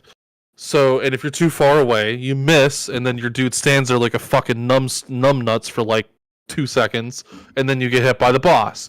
But the problem is, coming back to speaking about the unresponsiveness of it, is if you are too far away, you miss, you get hit by the boss, well, obviously you're immediately like, oh shit, and you like try and jump away, the boss just hits you again, and then they knock you down. And then there's that, and then you go through the whole thing of the whole quick time the whole quick time event where it's like, I gotta hit the right button that it wants me to hit. Oh shit, which one's yellow? Okay, it's that one. Oh fuck, okay, we're good now. And then it goes back to the same thing again. This is the game that made me learn the colors of the Xbox 360 controller. See, I have them memorized already from previous games that have caused me to have to do that. Because this entire era was just QuickTime events where you had to hit the fucking buttons as quickly as possible. I mean, and I wanted to. It was a symptom of the era of games, and like, I might prefer Tomb Raider the new Tomb Raider games approach, where it's like, yeah, you could mash the button, or you could just go into a setting and say hold the button. Oh yeah, yeah. Like there's a thing where like, you're prying open a thing, like a door or something, and you have to like mash a button to fill the gauge to open the door. Or you could just hold it and it fills it automatically, and it just takes so long, and it's great. Wow, that's amazing. I mean, that's Spider-Man games. The newest Spider-Man games on PS4 and PS5. You can legit just turn the QuickTime events off. Oh, see, that's Or you can that's amazing. Like, I like the ones where you have to like press and hold to like open a door. Like, I like Sure. those because it gives me something to do in that. Right. But I don't like the ones where you have to press a random button during a cutscene. You can Right. turn off the individual QuickTime event. That's amazing. And some people are like, you gotta get good. Although I don't think there are many people like that. But QuickTime events suck. Like, sometimes they can add stuff like when you're mashing a button or holding a button to like open a thing. Like, that kind of makes sense. Right. So especially I will say this. This is a bit of a tangent. Mm-hmm. I love the DualSense. Mm. I'm playing Horizon, and it uses the haptic like force feedback triggers. Oh my god, I love it. Oh, it's no. So cool. My only complaint is Horizon Forbidden West. You kind of go through the like, okay, it's really hard to press the button, and then it gets easier. It does that, and then it plays the animation. I really want to see them synced up.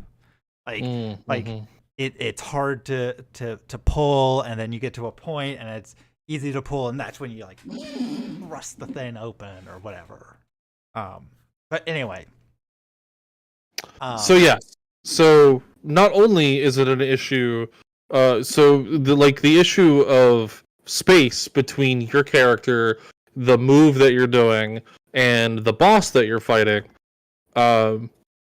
is compounded when they add other things that require a different set of distance to work. So, like, basically, as you fight the other bosses, they add a thing where you have to use Elikah's, like, charging towards them to break that stance. Yeah. That's a different distance than all the other distances. Yeah. And she's real picky about it.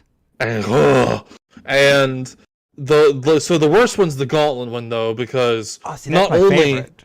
The problem is it's not only in that stance do they want you to use the Gauntlet, but you have to use it at a time when you get into range to use it, and they don't try to hit you beforehand, because if they hit you, you go to use it and they go to hit you, they knock you out of the animation, and it doesn't work, and you don't break it, and you have to do it again, and they usually hit you twice before you get another chance, and it's fucking bullshit. I found the easiest thing to do is when they go into a stance, like they go into a form, rush up to them, just tap the A button to get as close as you can, and then just start mashing the button that you need to hit. That's basically what I started every doing. Boss except the warrior, because as soon as you get into the hit distance, he will just pummel you. Yes, the warrior, I will say, for me, was the easiest boss, besides the hunter, of course. Because of the hunter fight, I got really used to the timing of the parry thing. The parry thing. So it's like basically the problem with the parry system is, one, I still don't to this day know, do you block and then attack? Do you block and then block again? Like, what do you mean? Like, because it's like, if you press guard at the right time, you'll parry them. Mm-hmm. But then sometimes they just follow up with a second attack. And you're just supposed to know that and block again. Yep. But sometimes you can get in your actual, like, it's not a parry if you don't get an opportunity to attack. It's just a quick block. So what you're talking about is the first time you didn't actually parry it, you just blocked it. It's a parry. Yeah. It's only a parry if he does the thing where he goes ching and his sword goes flying up in the air. But it's very hard to tell sometimes. Sometimes it is hard to tell. Sometimes It's not great. Everything about the combat system makes me want to throw my controller across the screen. I think there are some aspects of it. Like, I really like the whole freeform combo thing. Like, that's really neat. Don't get me wrong, that's cool. I didn't know that was a thing until you told me. Yeah. And I was almost done with the game. Yeah, it's really satisfying pulling off these long ass combos, or just like starting with the enemy on one end of the arena, getting them to the other, and just throwing them off the stage, and just being like, "Yeah, you can suck it." Like, I mean, it breaks the game. These long combos. I'm sure. Yeah. But definitely the combat. Again, it goes back to my original statement of, yeah, I mean, it's a good first attempt. They just needed to refine it more. I can see why they did not use that combat system in Assassin's Creed. Well, and it's always one-on-one. Right. And that's the exact, I mean, that's the, so basically what they tried to do was they tried to take the combat system from Sands of Time, which they kind of carried over into Assassin's Creed. Kind of. But changed it up to where it's just one-on-one, and well, I think the whole thing of having to use certain things at certain times is more based on what stance the enemy is in, and less which enemy you're fighting is. Yeah, that type of stuff. I think the biggest problem, because Prince of Persia's always had kind of, it's either really boring or really simple. Yeah. And repetitive. Like Sands of Time, the combat is repetitive. In Warrior Within, the combat is frustrating because the combos make no goddamn sense. Or you have to collect weapons, whatever. I mean, the combat system in Assassin's Creed is no better. Well, Prince of Persia has never gotten it just right. Like, Sands of Time, it was super repetitive. But if they had just, kind of like maybe added a couple of extra moves, like made it more freeform like this one is, where you can do like you have combo extenders, and it's much more expressive. I think that would have been the best way to go about it. But like, your character is still agile.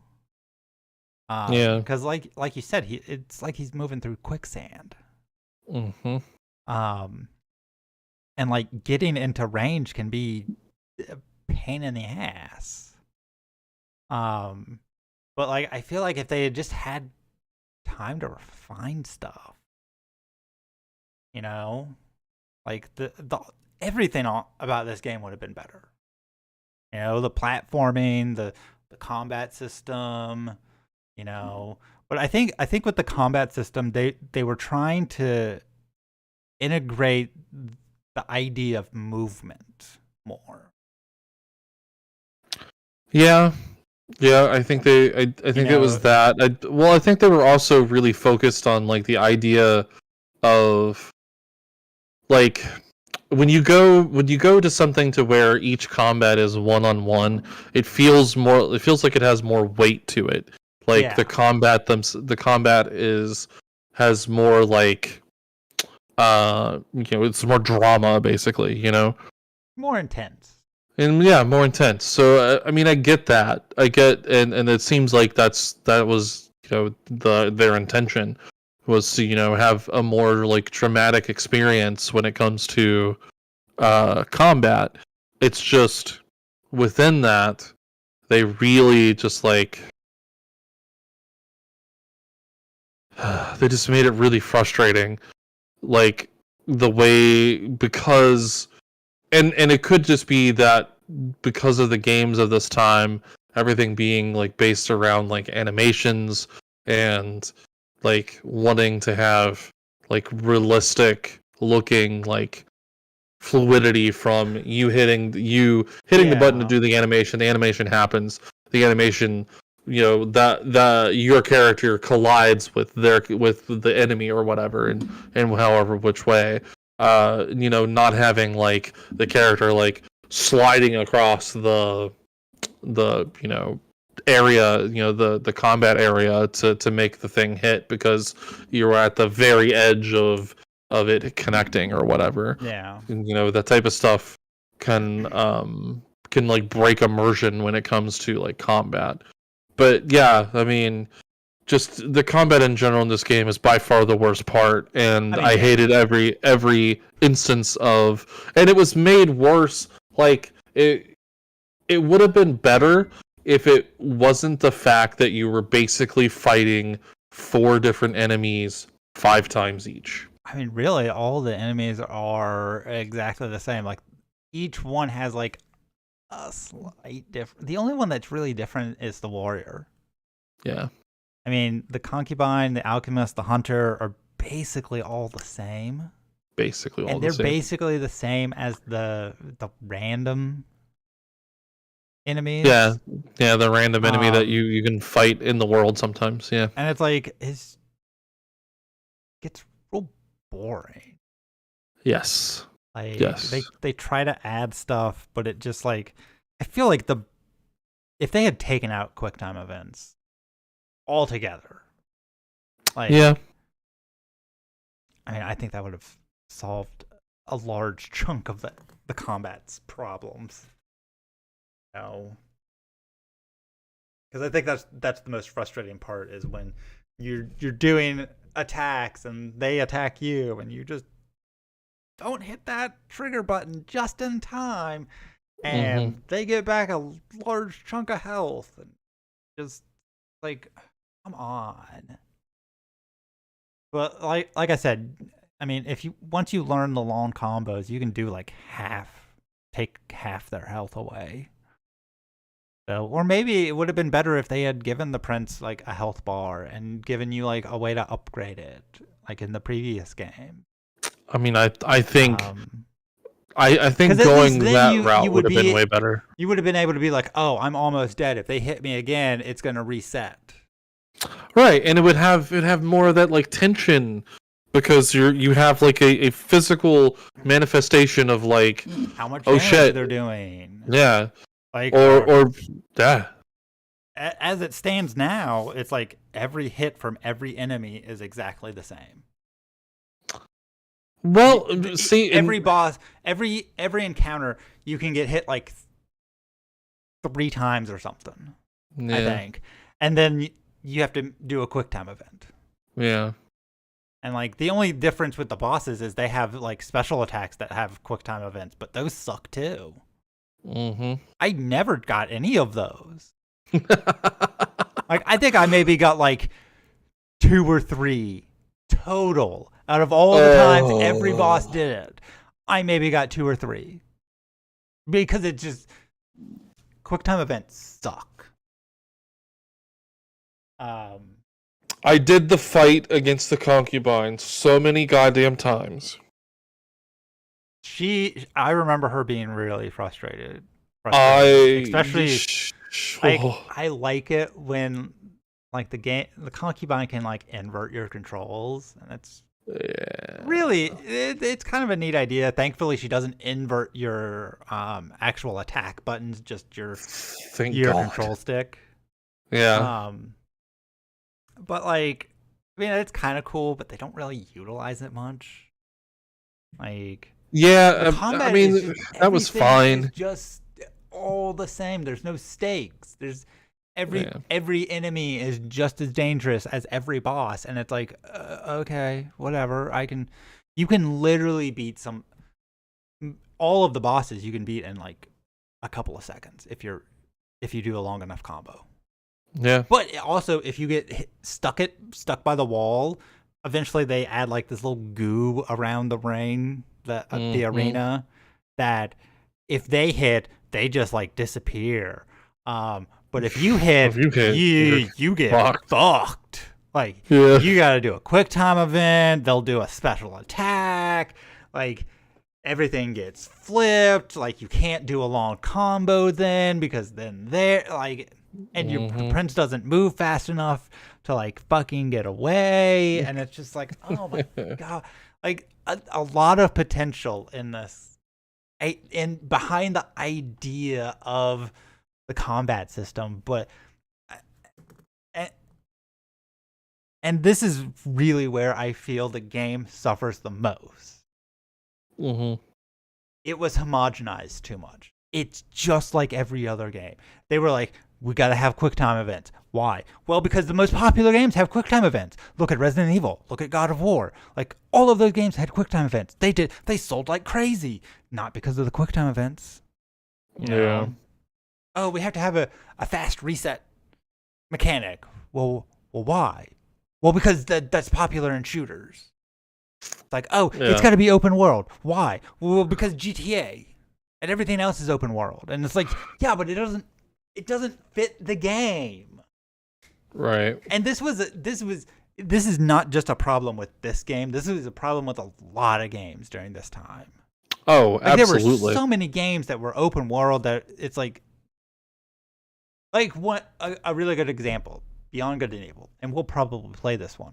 It's open world. It doesn't need to be. I didn't know that game was open world.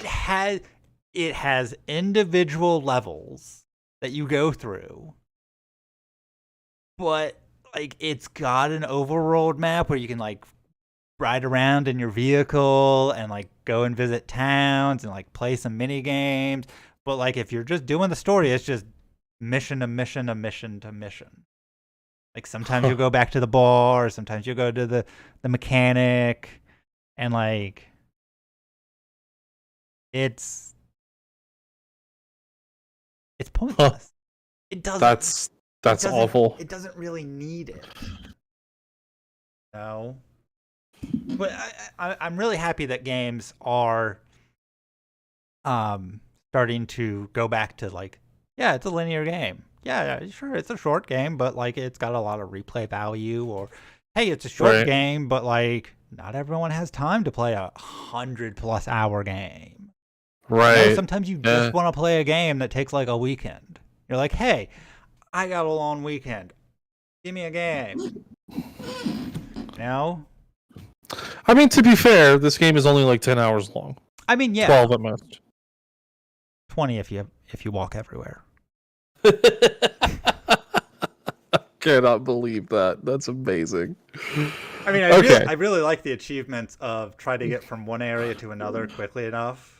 Oh, yeah. Those are really neat. I've never done them. I think I've gotten like one. But basically you have to go through it flawlessly. And it's really cool when you get it done, when you get that perfect run.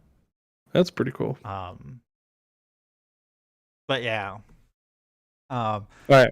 So let's take a break here. Mm-hmm. And we're gonna come back with story, and final thoughts. Story and final thoughts, and then we're out of here. So, and let me grab the timer real quick.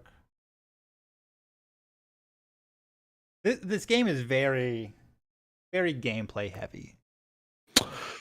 It is a very I mean, yes, the story is not complicated whatsoever. But we'll talk about that when we get back. I have some interesting tidbits, though. So, we're gonna go on break. So, go use the bathroom. We'll be back in a couple minutes. Yeah. See you then.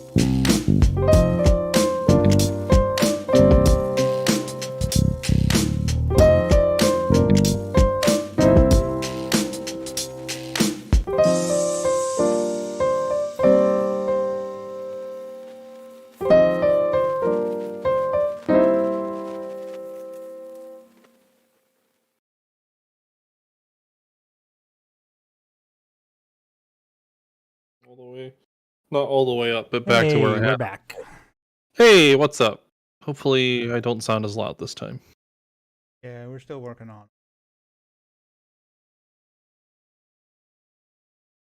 Yeah, I sound better. Good. Okay. Story.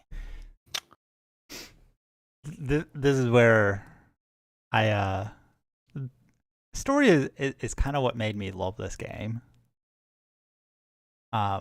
It's very basic throughout the game, basically until the very end. Right? So the basic story is you're the prince, you're wandering through the desert, you get lost because you're looking for your donkey. Named Farah. Named Farah, which is funny because Farah from Sands of Time. Yeah. And they made her a donkey. Yeah. And you run into Elika, who is being pursued by guards. Guards of some kind. Mm-hmm.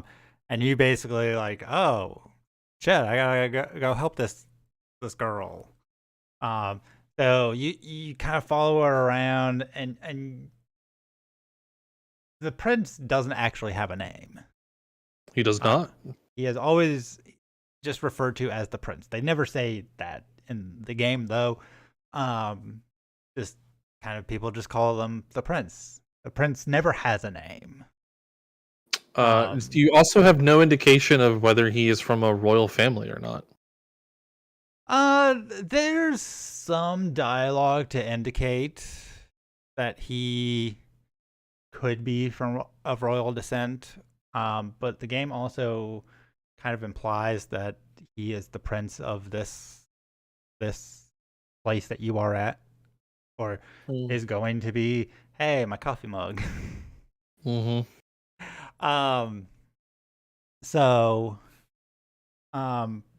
But you learn that Elika's father is awakening an ancient evil named Ahriman, and that in this world there are two gods, Ormaz, the good guy, and Ahriman, the bad guy. And so at first you don't know why. You're shown this flash, and that it's always asking, being like, ask me and you shall receive. It's like, you know what I would ask. It's like, if you want your wish, then grant me mine. And this is kind of like what happened before. And as you go through the game, you get more and more of this vision. Mm-hmm. Right? And basically what you learn is that Elika was the Ormaz, like long ago, Ormaz took over the city that Ahriman had controlled for a while. And after that, the city flourished. Ormaz trapped Ahriman behind these tree of lives, or light trees, or whatever you want to call them. And the people were happy. They kept Ahriman imprisoned. For 1,000 years. Yes, they say many generations. It's 1,000 years. But over time, as generations went on, more and more people stopped believing. More and more people kind of left. The city fell into disrepair, and they actually started losing their power. Yeah, and because of this, they started losing their power. Because I mean, it's indicated that they lose their power because they lose their faith in Ormaz. Mm-hmm. And Elika, through all of this growing up, she's kind of lived in a bare bones city. Like, it still had some greatness to it, but like, she was the last generation of people in this mm-hmm. city. Like, it had started falling into disrepair around her time, and her mother died, and her father didn't deal well with that. And Elika kind of had always kept her faith, which is kind of a running theme among, like, throughout the game. Is Elika is she believes in what she believes. She believes it to all be true. Whether somebody says it's not, she knows it to be true.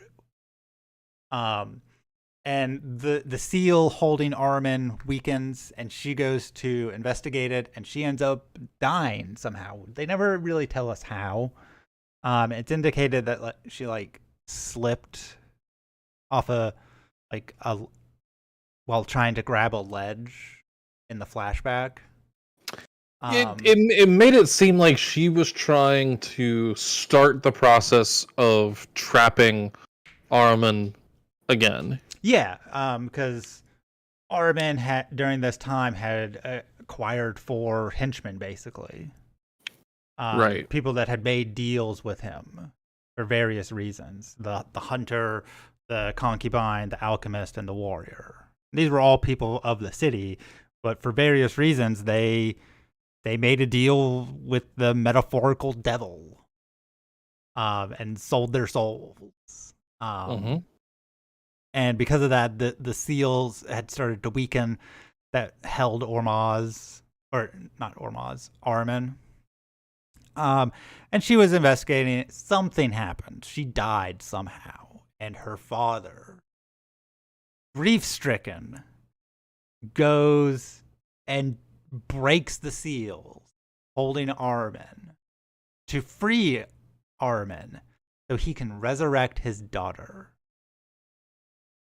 Mm-hmm. We're not really told how this was accomplished yet. But her father basically, again, made a deal with the devil to save his daughter's life. So, and the whole thing is like, Elika's like, no, I can't believe you did that. Why would you do that? I don't want that. Like, I would rather be dead than see or Armin freed. So, you go through all of this stuff to try to clear out the henchmen basically and bring light back to these areas, to kind of reseal Armin. And that's your basic plot. Right? So the tidbits that I had mentioned before was actually this the entire thing with Ahriman and Ormazd is actually based on one of the oldest religions of Iranian religion called Zoroastrianism. Yeah. Where their god is Ormazd and the devil is Ahriman. And again, I feel like this is a real failure point of the game, because they really could have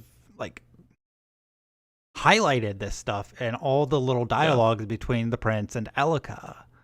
But unfortunately, most of it, some of it is really well written. Like, you get backstory piece by piece, and Elika slowly opens up to you about what happened as you clear out areas. You find out that her mom's dead, and that her dad, and that's the entire reason that this whole thing was happening to begin with.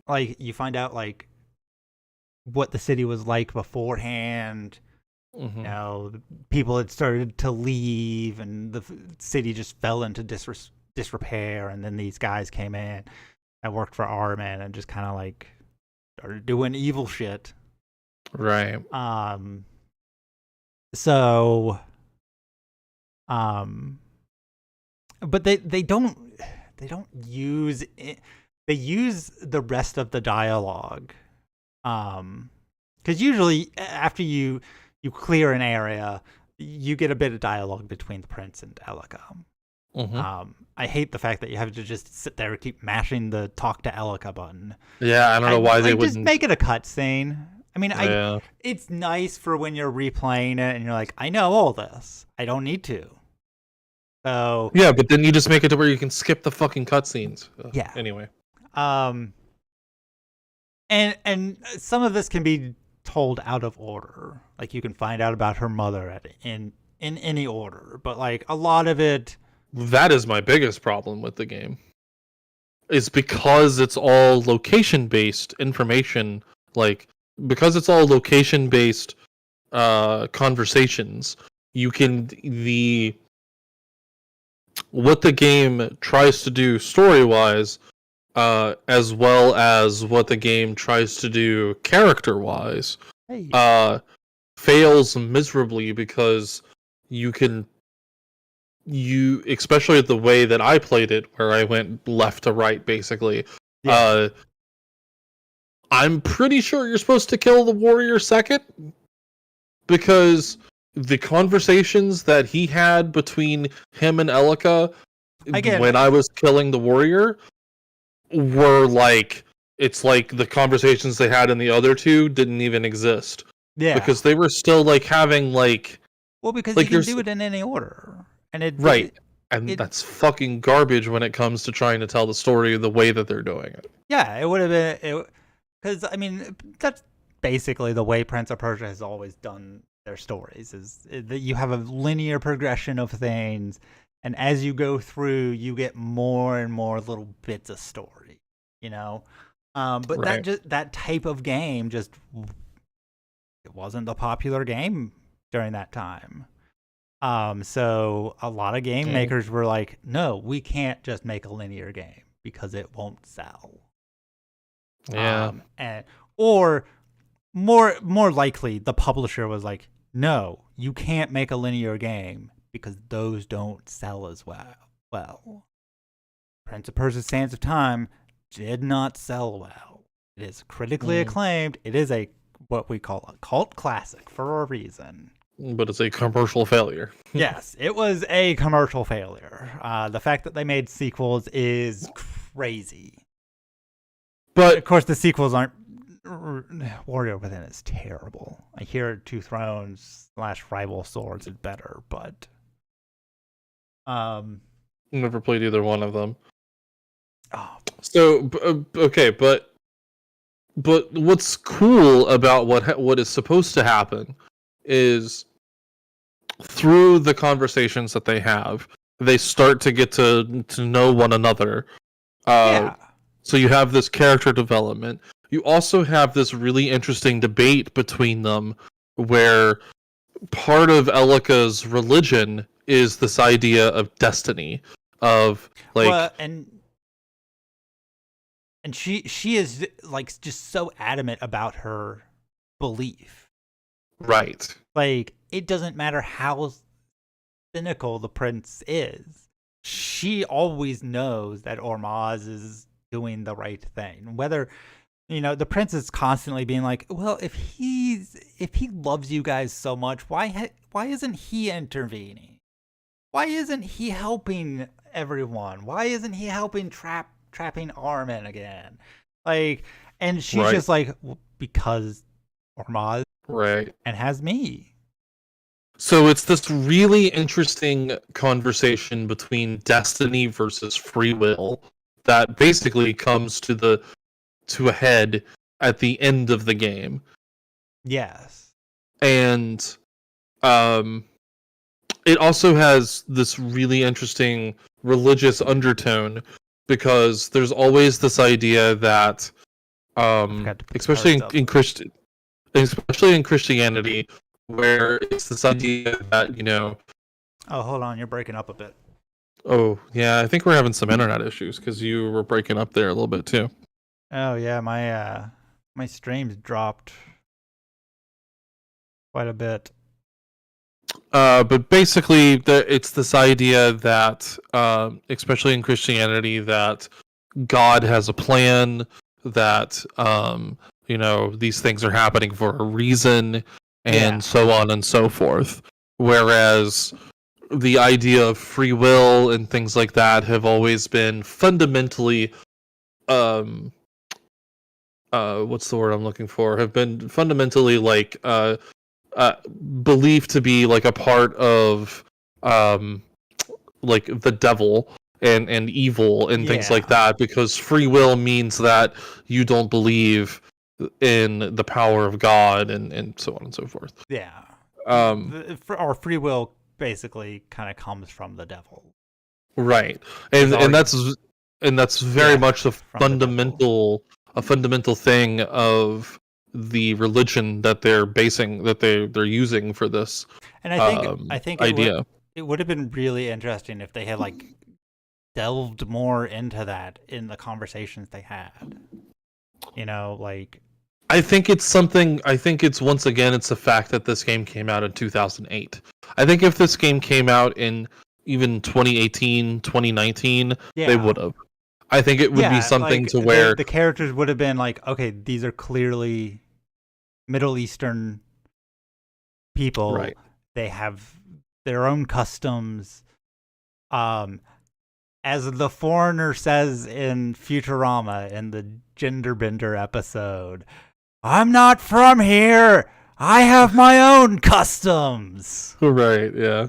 But it would have been really. It was certainly a missed opportunity to highlight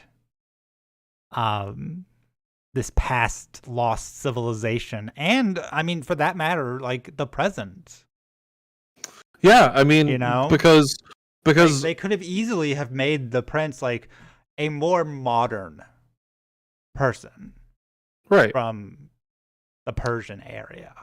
Well, what's And interesting Elika being like is this person from the ancient past that believes in all these old ideas and whatnot. And it could have been this really cool like display between like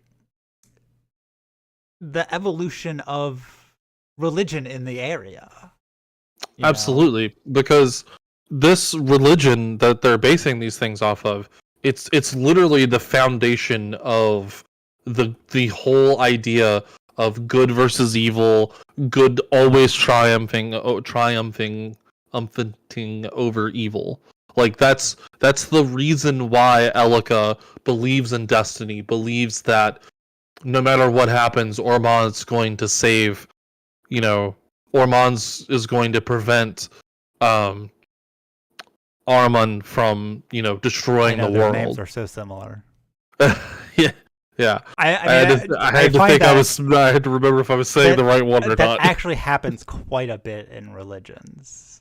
It does. It does. Especially Well, religions from the Middle East.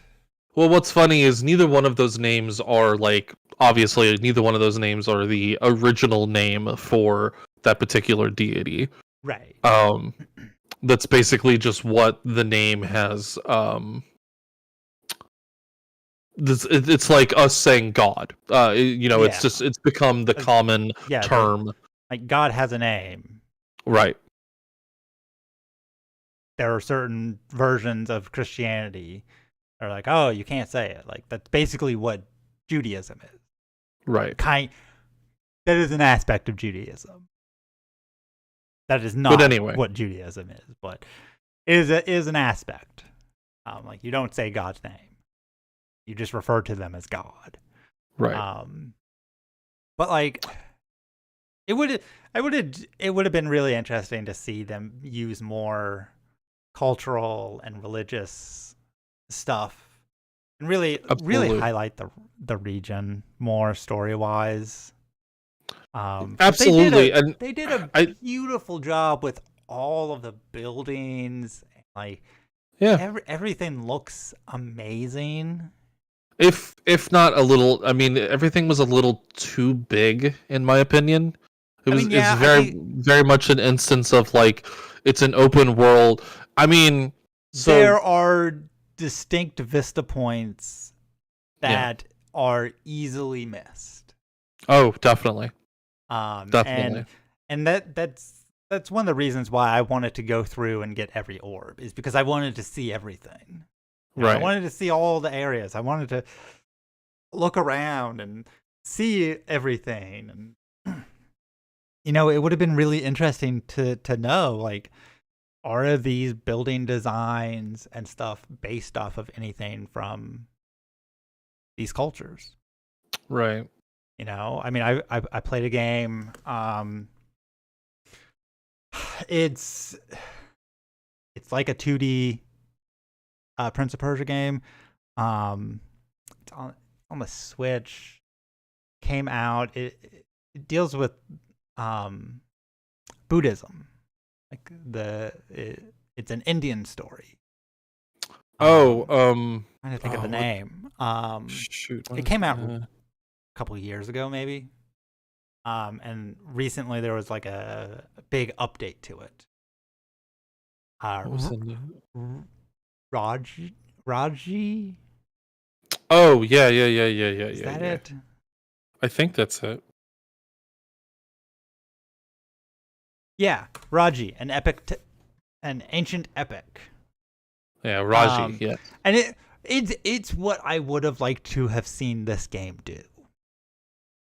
Like Right. story-wise, this is and this game Raji is like critically acclaimed. It's was nominated for many awards. I don't know if it won, but it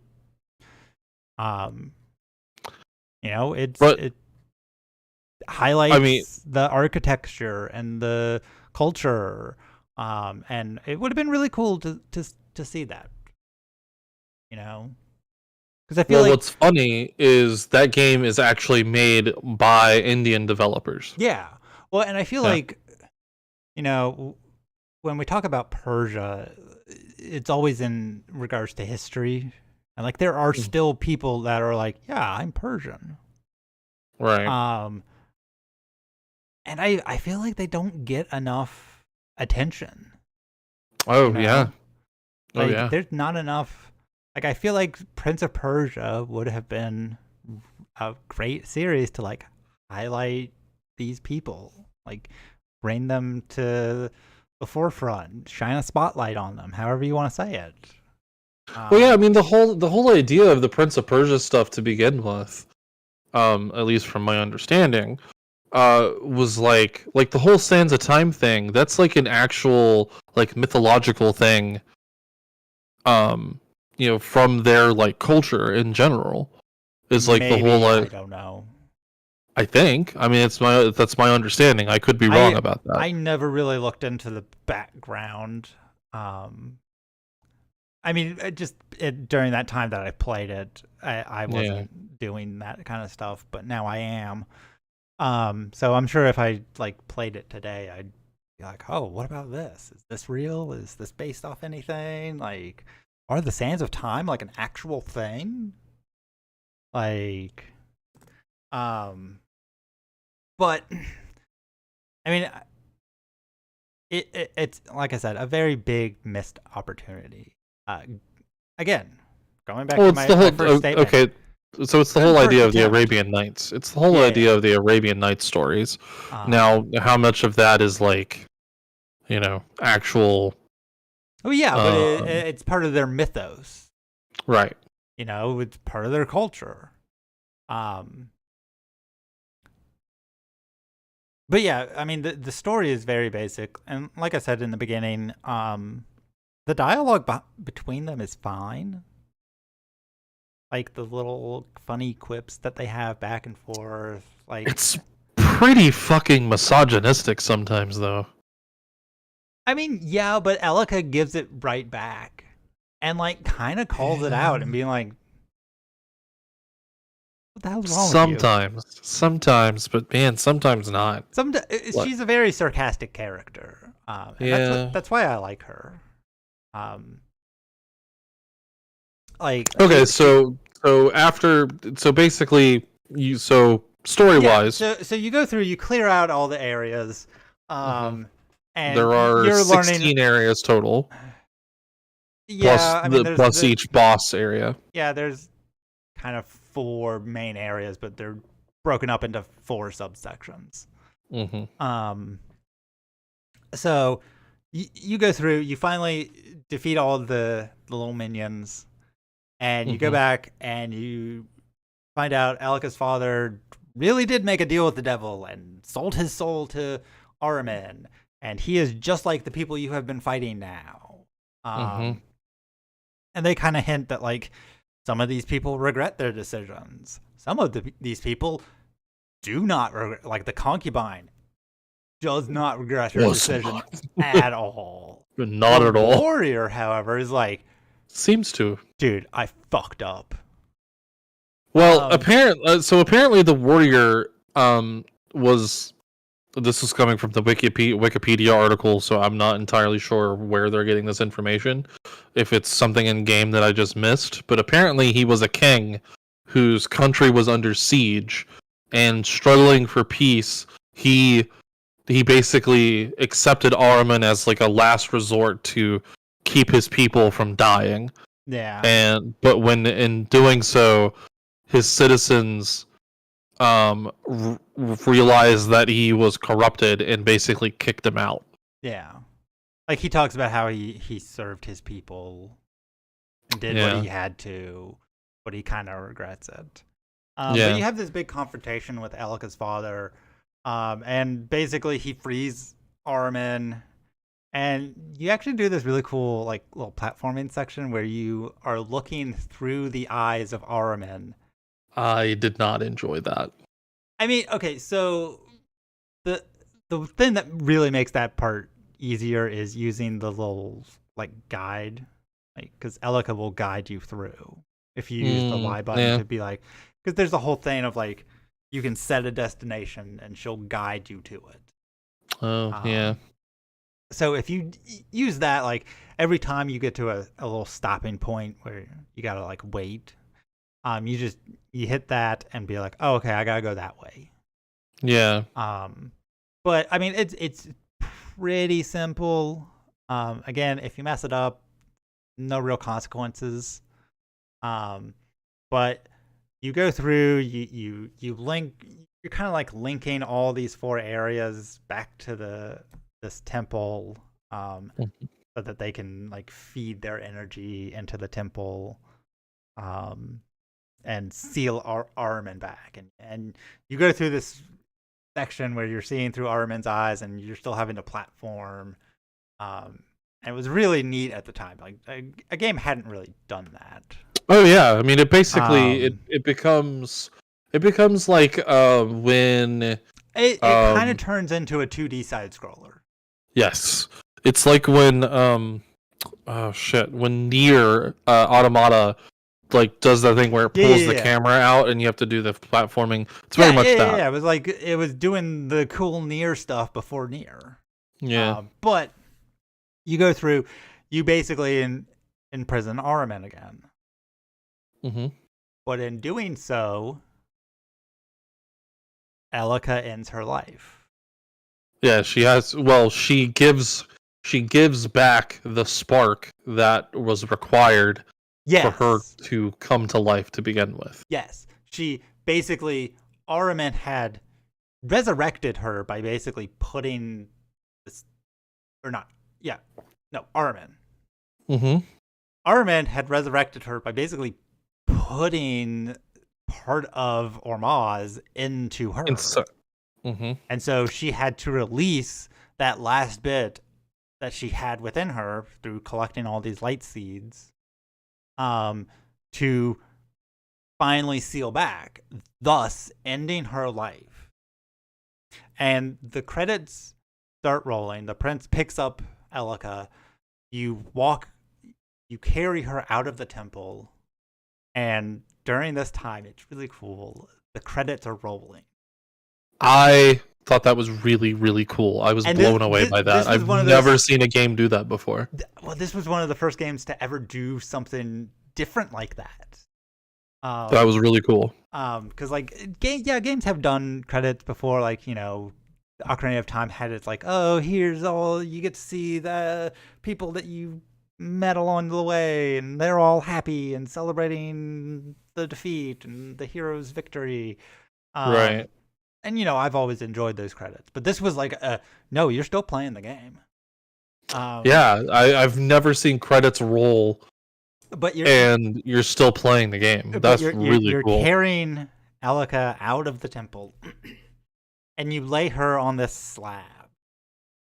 As you lay her down, you get the full vision of what happened before. It turns out this is the same slab that her father laid her on to resurrect her. Mm-hmm. And then the game does the thing that a lot of people don't like. So this is the point where if you ever want to play this game, this is the point where you kind of want to stop listening. If you haven't played it already. Yeah, this is the big spoilers. This is the big thing at the end. Like, there are kind of two endings to this game. One ending is you place Elika on the pedestal, and the camera shows you these 4 trees that are growing off in the distance, relating to the 4 areas.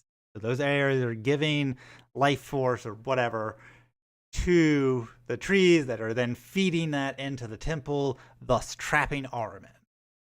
Right? Mm-hmm. And so it shows you these 4 trees. And the game says, all right, you as the player have a choice to make. You can either quit the game and have Elika just be dead. Mm-hmm. Or you can continue and see what the prince does. And what the prince does is he goes to each of these trees, chops them down, basically. Mm-hmm. Unfortunately, they don't have like a really cool animation for it or anything. He just kind of swings his sword and bam, it's gone. Yeah, it's the same animation he does to stop the dudes from spawning. Yeah, it's kind of... Yeah. But he chops down each of these trees, and then he goes into the temple, and he chops down the tree that you just brought to life, or brought back to trap Ahriman. Chops it down. And you gain a light seed. Gain a single light seed. And he takes it, and he brings it back to Elika. And he places it on Elika. And Elika wakes up.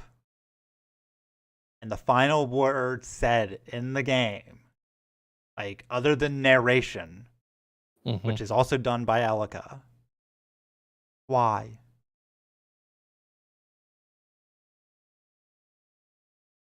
Why would he do this? Obviously, it's because he fell in love with Elika along this journey. He basically says so if you listen to all the dialogue, you know? Yeah, but it's just... Okay, so I have a major problem with the way the game ended. And it's mainly because I don't feel like his love for her is... there's no payoff. Like, it's clear that you're supposed to think that he loves her, but at the same time, it's clear because of the way the writing was done and the fact that it was open world. You can kind of easily miss that, and it's kind of like very cookie cutter. Oh, the prince ends up with the princess, and all that. But like I said, if you go through every dialogue choice. Not choice, but every dialogue. Right. In the Which game. I did. Well, so some of them are hidden behind, I think, getting some certain number of light seeds. Well, maybe that I don't know. But the prince very much plays himself off as being like, oh, I'm cool. I'm a loner. I'm all this. But like Elika like slowly changes him throughout the game, and he kind of forms this attachment to her. No, I mean she gets him to like, open up about like what's going on. Yeah, he always kind of like plays it coy and be like, "Oh no, you're not changing me," but like in reality, she is kind of changing him. I mean, it's noticeable immediately when he like especially when you go to the gardens area and she talks about how beautiful it used to be, and how like even once you cure that area and it's no longer covered in corruption, it's still missing like the water and the fish and the plants and all that stuff. Life in the area. Or like when you go to the castle that she stayed in, and she mentions like it not having any of the like beautiful, extravagant like carpets and rugs and things that it used to have, even when she, yeah, yeah. That's a line he says. He was like, I would have had carpets this thick. Yeah. This thick. That was always one of my favorite lines from him. But he starts to mention things like, we'll get that for you after we stop Aramon, or I will get. Yeah. I'll show you these wonders. Right. And I feel like a lot of the dialogue was wasted on being like, oh, it's funny, it's quirky. Yes. Like, absolutely. It's and we're trying to make like lighthearted this thing of like, yeah, it's not necessarily a lighthearted. It tries to be funny when it doesn't need to be. It doesn't need to be at all. Like, and it's totally it's a game of it. It's because it's a game of that time. Yeah. Well, it's because they homogenized it so much. Well, yeah. And they were like, we're going to have Nolan North, and he's going to deliver funny quips just like he does in Uncharted, even though those quips are like in character for him. And like, it's kind of in character here, but like, it would have been better if it had been like referential to like just more stuff about like what's going on, other than just, oh, you're looking at my butt. No, I'm not. Yeah, you are. Like, that's literally one of the conversations. I mean, that would make me laugh though, because then she actually does look at his butt, and then he's like, yes. I mean, that was funny. Yeah. Don't get me wrong, that was funny. Like I said, it's funny. It makes you laugh. You're like, oh, that was cute. I agree. But ultimately, it's pointless. It doesn't add anything, and I think it would have been better suited using those voice lines to add in like more character development or more character bonding. Well, because it's like she mentions that her mom died, and that's what started this whole thing, and then he just kind of brushes it off like it doesn't really mean anything. Yeah, and it's because the dialogue is all in random orders. Yeah. And it would have been so much better had it, had they been able to deliver each line in a certain order. Right. It could have been like, okay, about her mother now, so we can reference that all the time. Okay, about his past. You learn that his parents died in a war fighting for someone that was not them, and that's why he lives his life for himself. Right. But all of these like little tiny like they're cute. They're well written, they're delivered well, but they are ultimately pointless. Yeah.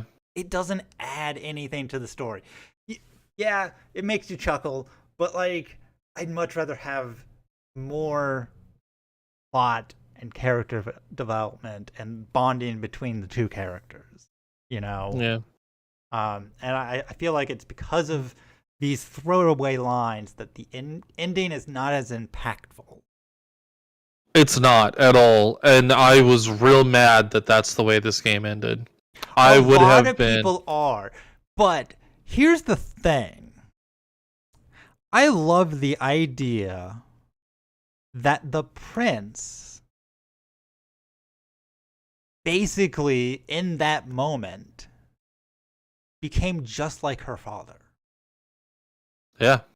He was willing to do he literally does exactly what her father had to have done to revive her. You go through the exact same steps to revive her. And you're like, oh shit, this is what her father did. He broke the tree at each area, severing the ties, and then broke the tree in the temple.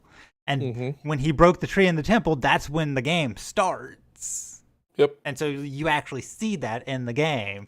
And you're like, oh, holy shit, I've just turned into the bad guy. Well, and what's really And- interesting is like if you think about it from a meta standpoint, the prince is even undoing what you as the player did. Yeah, all that work you just did. The Yeah. fact that I collected 1,000 fucking light seeds. I'm like, you son of a bitch. I would, if it hadn't been for, I wanted to get the achievement, I would have just turned the game off Yeah. at the point where he sets Elika down. And I would have been like, no, I'm not reviving her. And it's really cool because it's a very active thing on the player side. Like, not many games have done this. You know, there's this game. This game does it, and you can kind of argue that maybe this wasn't intended. Like maybe they didn't think about this when they were making it, but also I don't care. Like, I don't care what they intended.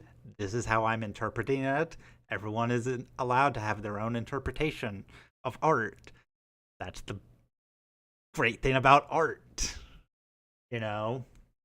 But there's this game, Metal Gear Solid 1 and 2, more 2, Undertale,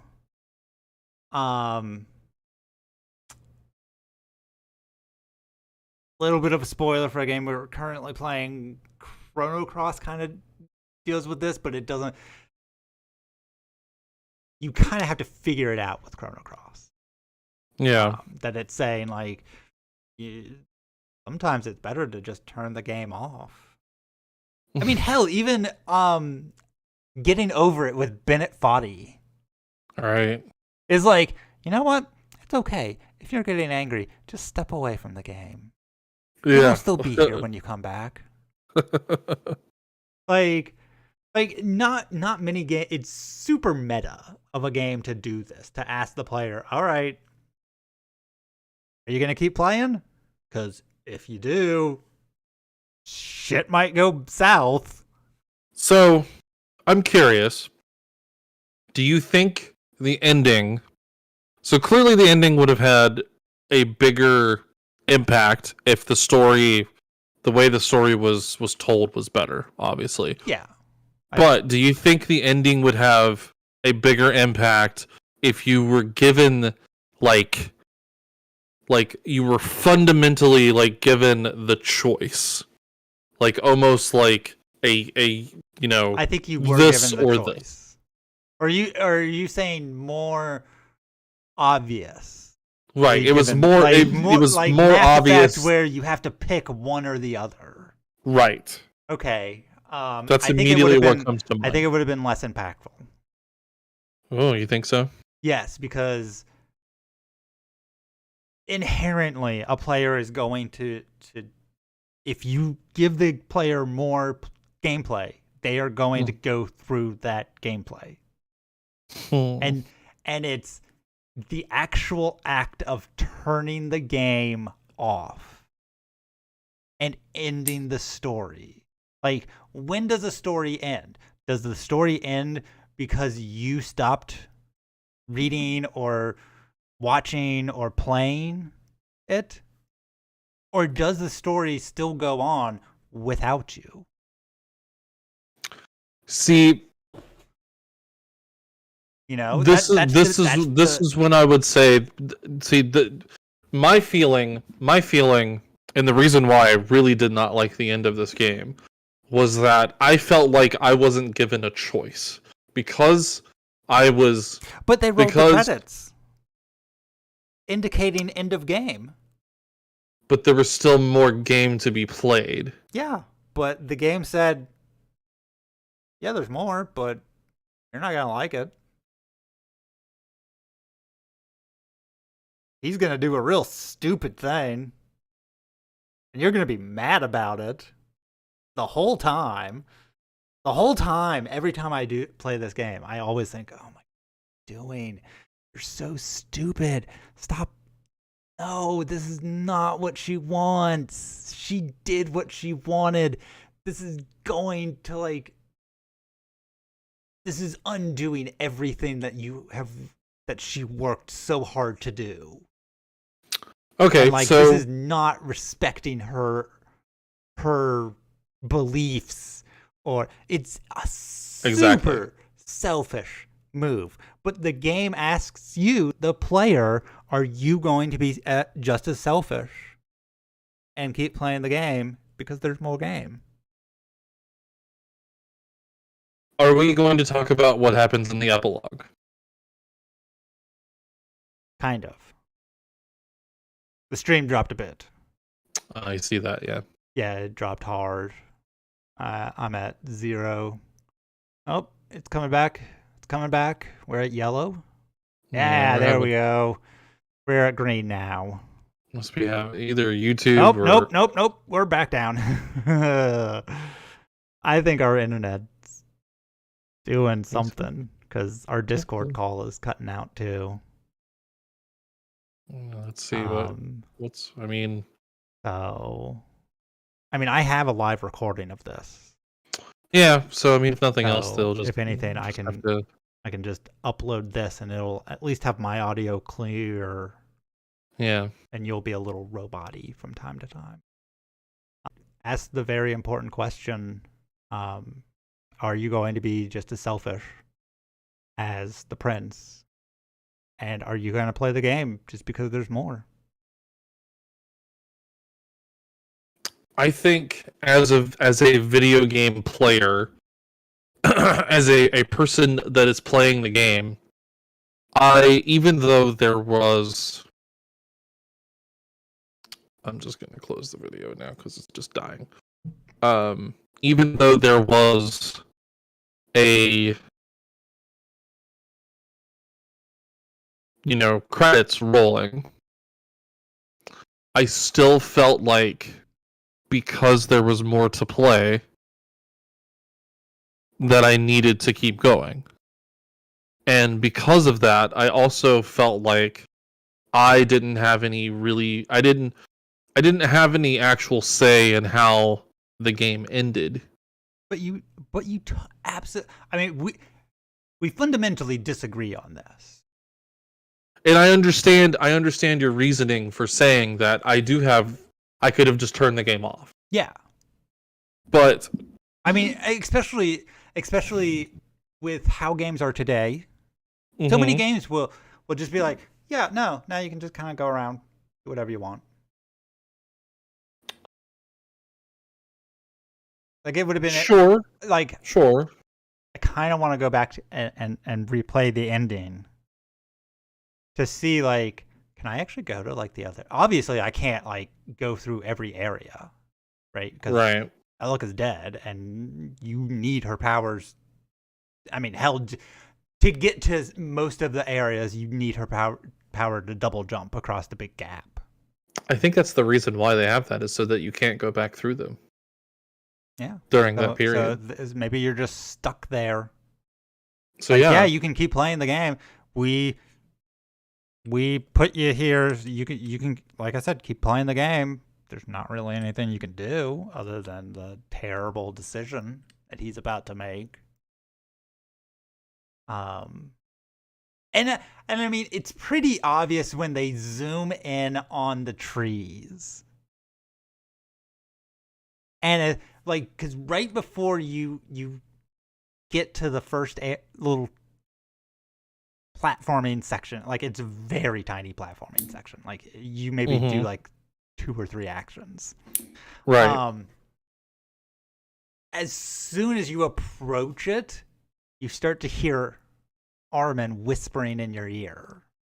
And you're like, oh, am I really going to do this? So the reason why I bring up the expansion, or the epilogue, I should say, is because of the conversation that happens between the prince and Elika that has to do with the prince's thought process during this particular instance. Well, so what we're going to do is, we did not officially play the epilogue, right? No, I watched So, a video of it. I'm going to say a few things about the epilogue. Okay. And then I will let you say your piece about the epilogue. Okay. And if you want Sure. to say some spoilers, Oh, it's very much spoilers. I would just remind our audience that if you have not played it yet, you need to play through it before viewing that part. The thing I love about the epilogue, one, it's linear. Mm-hmm. It's just a linear path. Like there might be a couple times where you could go like one way or the other. Like you can kind of pick your own path. Mm-hmm. But like it's not like the rest of the game. It's a straight up just like it's a level. Right, yeah, it's just a level that you have to try and get through. Two, it's hard as fuck. It's a lot of combat. It's a lot of combat, and it's a lot of like very precise timing, and you can't always get to the enemy before they form like you could in the main game. It's hard, and it's hard in a different way than what I wanted. But I still appreciate that it's hard. Because at the end, instead of like this was very much during the time when game developers were like, okay, yeah, we messed up. Here's a better ending. Like, I think this was around Mass Effect 3 time. No, Mass Effect 1 came out in 2007. Before. Wait. Yeah, Mass Effect 1 came out in 2007. Okay, Mass Effect 1. Okay. But there are many games that people are like, oh, I don't like the ending. The developers have been like, oh, yeah, no, we totally, like, a lot of developers have caved over the years. And been like, all right, well, here's a happy ending, whatever. They fucking doubled down on it. Like, the whole time you are playing the game, Elka's like, you're a fucking moron. She is super pissed at you. Like I will help us get out of here because I need you to get out of here. But once we are done, fuck off. And like the very first literally how the scene that it happens between you two, she just fucking slaps you. Yeah, like it literally ends with her jumping through a window and bam, that's it. She's gone. No, she's not. No. You get to a balcony that's like clearly the exit of she leaves you. And yeah. I don't remember if it was a window or whatever. She jumps off I just watched. She jumps off the balcony and like flies away with her powers. Yeah, and it's like, all right, I'm gonna go fucking deal with this mess that you caused on my own. Fuck you. Like they doubled down, and I'm like, good, because not everything needs to have the happy ending. So the big conversation that happens between them, and it's spaced over like everything in the game. It's spaced over like 3 different instances of like location conversation. Yeah. But basically, after you, in the epilogue, after you finally get Elka to talk to you again, after like 3 interactions of her just being like completely silent or like nodding and that's it,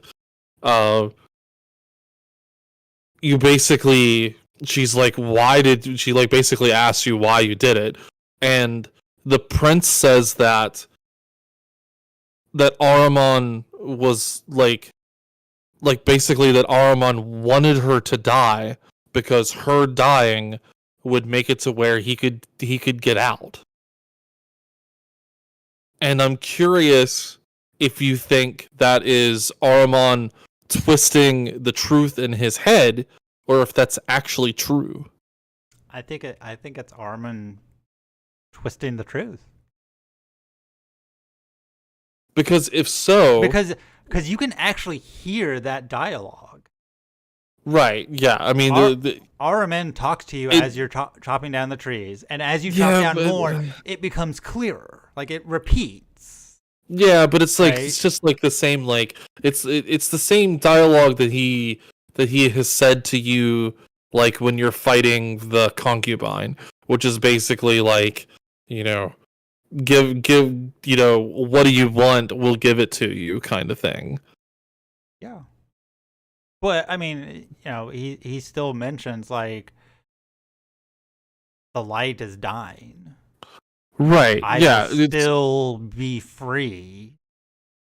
Like he's more cryptic about it, but he's basically right. like, the light's gonna die. I'm gonna come back.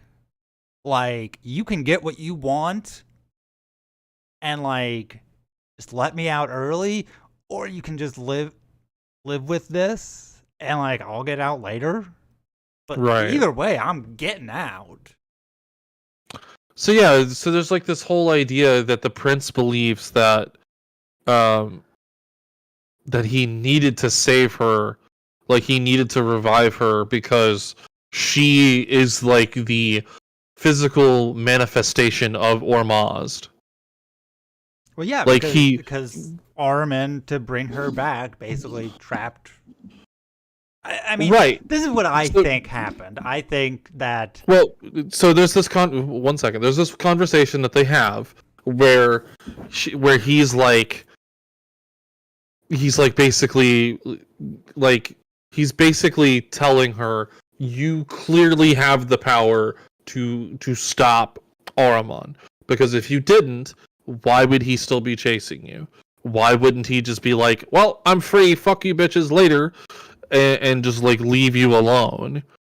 And then also along that same line, like through the traversal of going through this like area that you have to go through, it's like an underground like palace of some type or something. yeah, Um, you uh you have to use her powers to like traverse through it, obviously. And right. you actually even I think you pick up an extra one or something like that. I think there's an additional power, Yeah.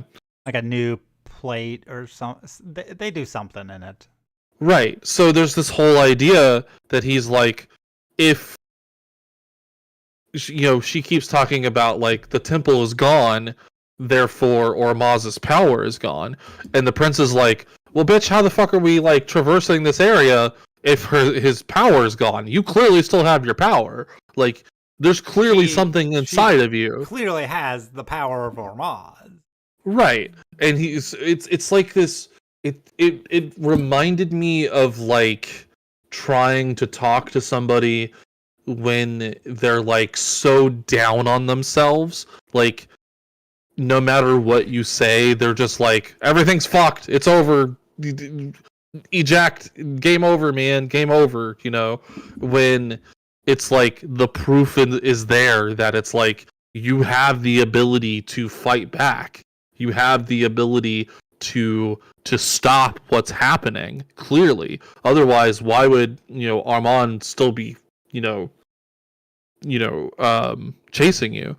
Yeah, but if the prince hadn't freed Right. Armin, Which brings me back to that question. Maybe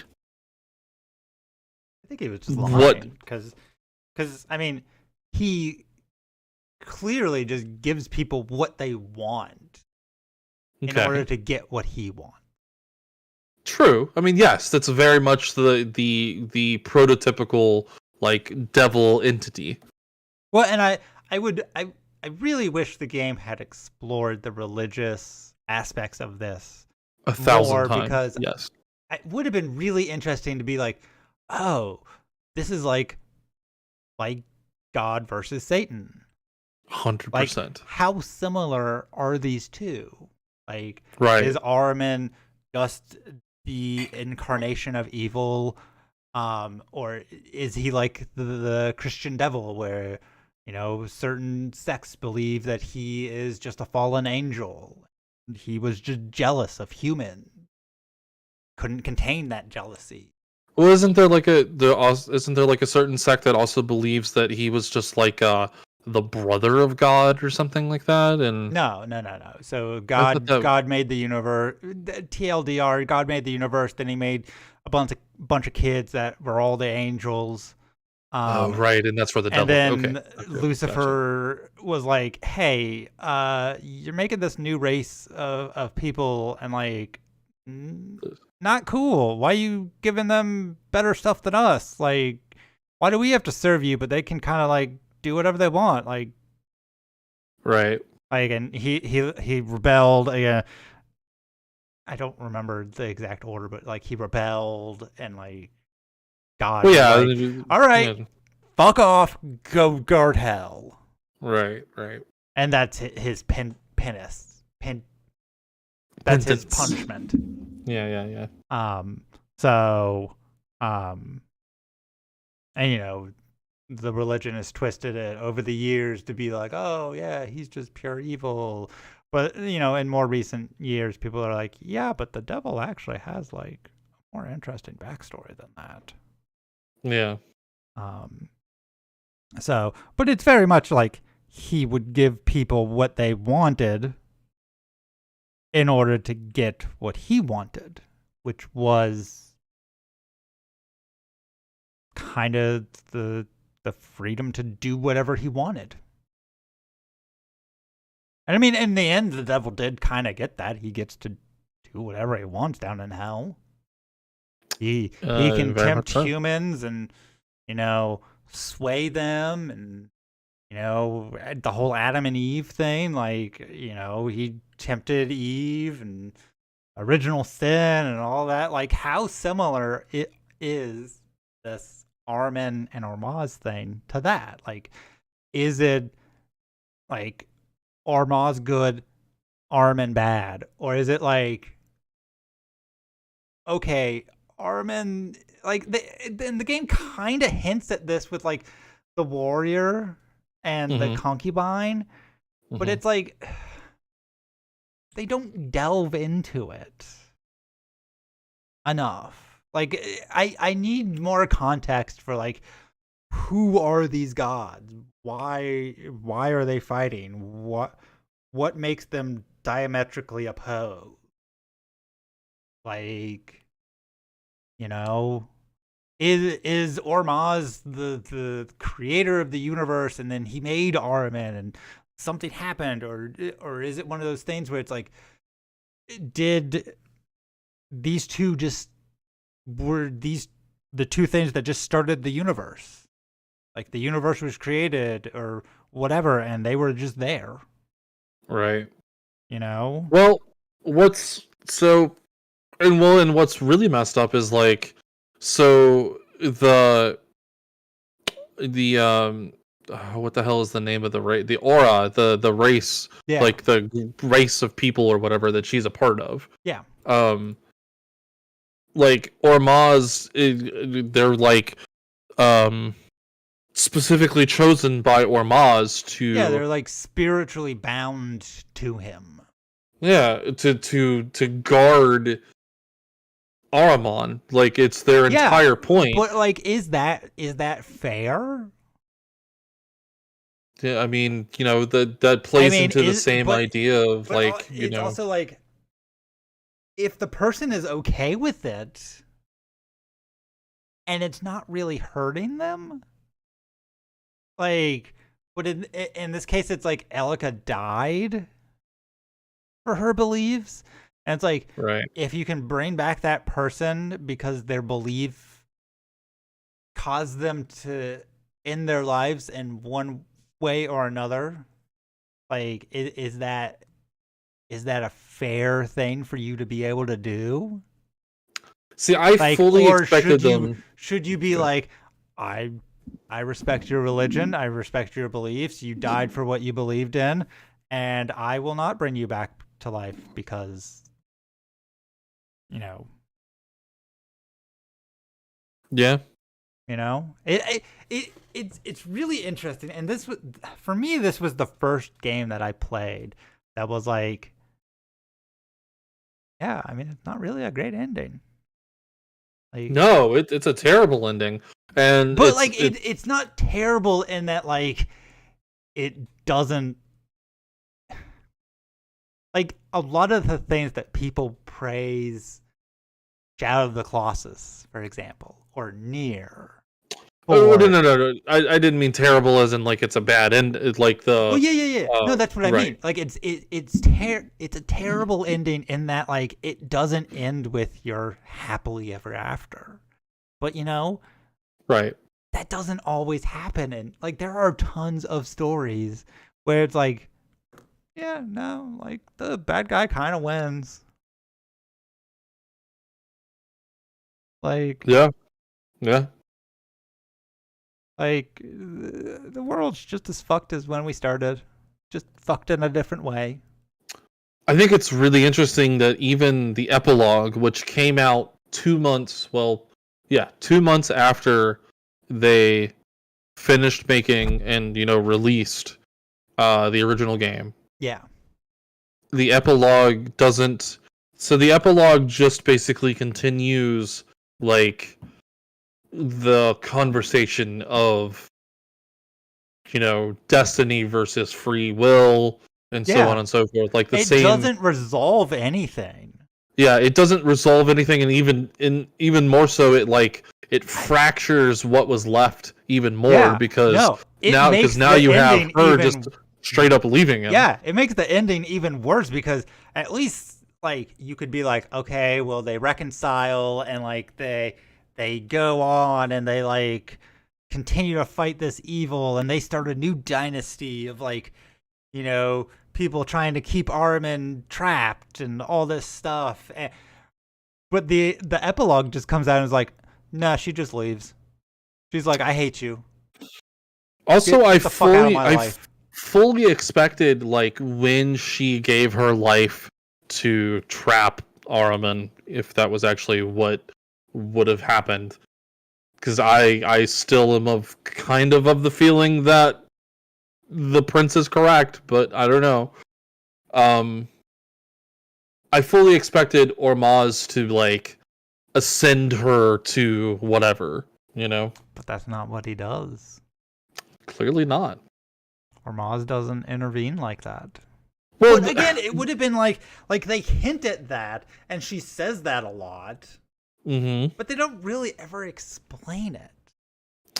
Well, you also, besides her powers, you have zero manifestation of Ormaz in the past 1,000 years. Yeah. Like, her people clearly stop... Araman is real in this world. Yeah. Clearly. But like, is Araman just gone? Or is Ormaz just gone? Like, did he give his life to trap Araman?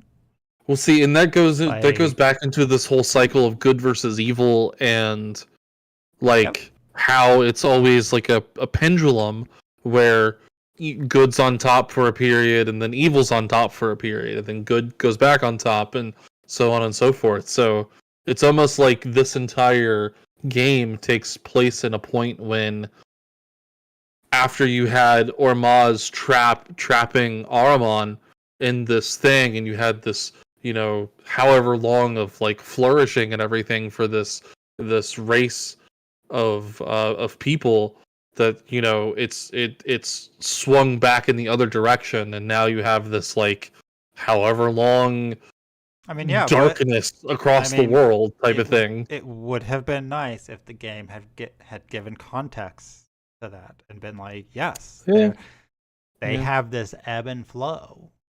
Yeah, I mean, there's absolutely that's like just from knowing about the religion itself. They kind of hint at it with like stuff that Elika says, but like, but not really, no. No, and I love the ending line of the game. What does a grain of sand matter in a desert? What does a grain of sand matter in a sandstorm?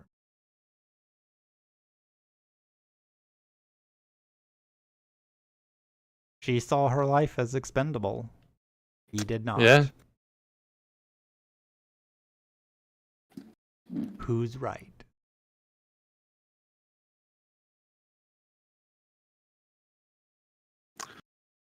And with that, I think we're gonna. Yeah, I think we're gonna call it there. But I feel like I have explained why I like this game. Definitely. It is by no means a perfect game. It has its fault. The combat system needs work. The It's not controls great. in general every bit of control could be improved. Even the camera, we didn't really even talk about the camera. The camera, No, we kind did of not, but the sucks. camera was awful. Like sometimes you have control over it, sometimes you don't. But I think it was very, very bold of them to take a large game like this that people were kind of just expecting nothing of. They were just expecting more of the same and be like, no, we're going to ask some really hard questions. And we're not going to tell you the answer. You got to figure it out for yourself. Because so many games just play it safe. Definitely. They very much do. And that's really why I always point to this game as being like, oh man, yeah, this game's great. Like, does it have problems? Absolutely. It needed, to turn a phrase, it needed more time in the oven. But God, that ending is something special. Like, I feel like the ending of this game makes it worth any frustration, any downsides that this game has. I feel like the ending is worth it because it asks these really hard questions. Like, who's right? I will say, having thought about it more because of this, I feel better about the ending than I did when I actually beat the game. Yeah. I was not happy with the ending whatsoever, and Well, then watching the epilogue and seeing how that ended was even more like, are you fucking kidding me? Really? I think that was a lot of people's response. But it's one of those Actually, things where it's funny like, enough, man, most people that talk about that, they fucking love the ending of this game. well, and I think that's one of the things where it's like, time has been very kind to this game. Yeah, that's true. Because, like, for all of its flaws, you can kind of chalk a lot of it up to, like, it was just how games were back then. Yeah. That's just how games were 12 years ago. Fuck. But, like, the fact that people can sit here and debate it for so long. Actually, 14 years ago. 14 years ago. Oh, yeah, it would have been 14. Yeah. Almost able to drive. In some states. In some states. But it's one of those games where, like, I feel like a lot of people were like, man, game not that good. Didn't do what I wanted it to. Yeah. And then as time went on, people thought about it more and they were like, holy shit. This game was, like, doing things that we praise games for nowadays. Like, the whole, like, it might just be better to turn the damn game off. Like, Nier asked the exact same thing. Nier Automata asked the exact same thing. Yeah. I still haven't come close to beating that game. I mean, the ending sequence, it literally asks you, do you want to give up?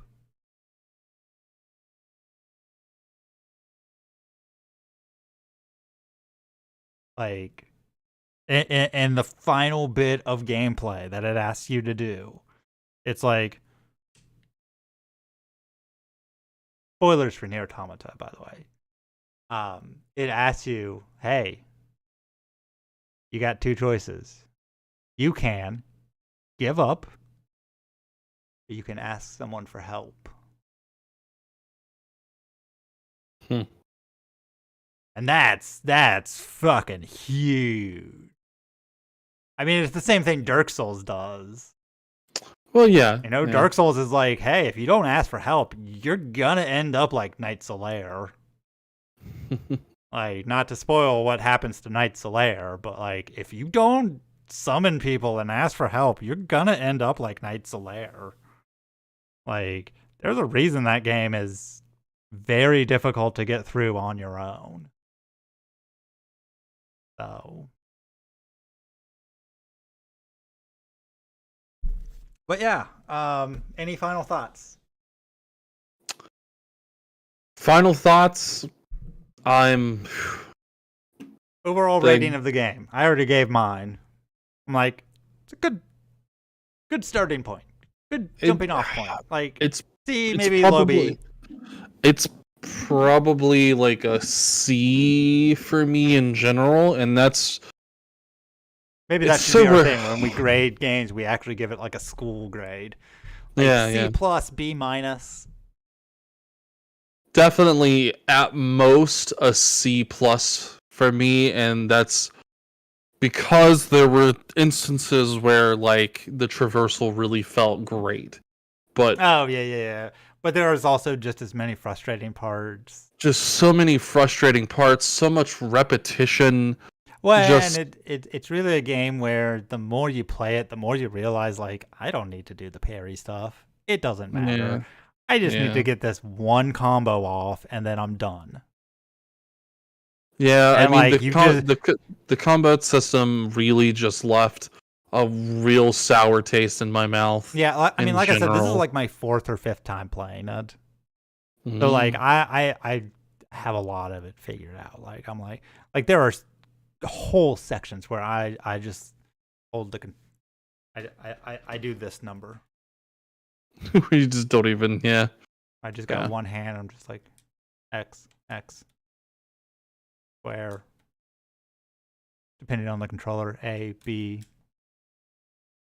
And then there are other times where I'm just like, just analog stick, moving around, just mashing the trigger to talk to Elika. Like, so we won't be able to do another episode this weekend. I would love to be able to, but we actually have a friend's wedding to go to. Mm-hmm. Down in Florida. So yep. We're gonna make like a little mini vacation out of it. Yeah. So we will not be able to do one this weekend. But I am going to. In fact, I'm going to put it on my calendar. That. Mm-hmm. Do you prefer Saturdays or Sundays? I mean, at this point, probably Sundays, just because. Okay, we'll do Sunday at 4 p.m. will be our time. And I am going to put it on my calendar, and I'm going to put certain days to be like, play Chrono Cross, because we're going to go to the next part of Chrono Cross. I need to. God, it's been such a long time since I've touched that game. And in case anyone is wondering, I legit am going to play Chrono Cross and then play Chrono Cross because the remake is coming out. And oh my god, this is the remake I have always wanted from this game. Like they are giving us so many options. Have you seen it? No, I haven't. Oh my god, you can change from the original character portraits to the new redesigned character portraits who are done by the same artist. You can change between the old character models and the new character models that are like kind of smoother but like kind of look more like their pictures.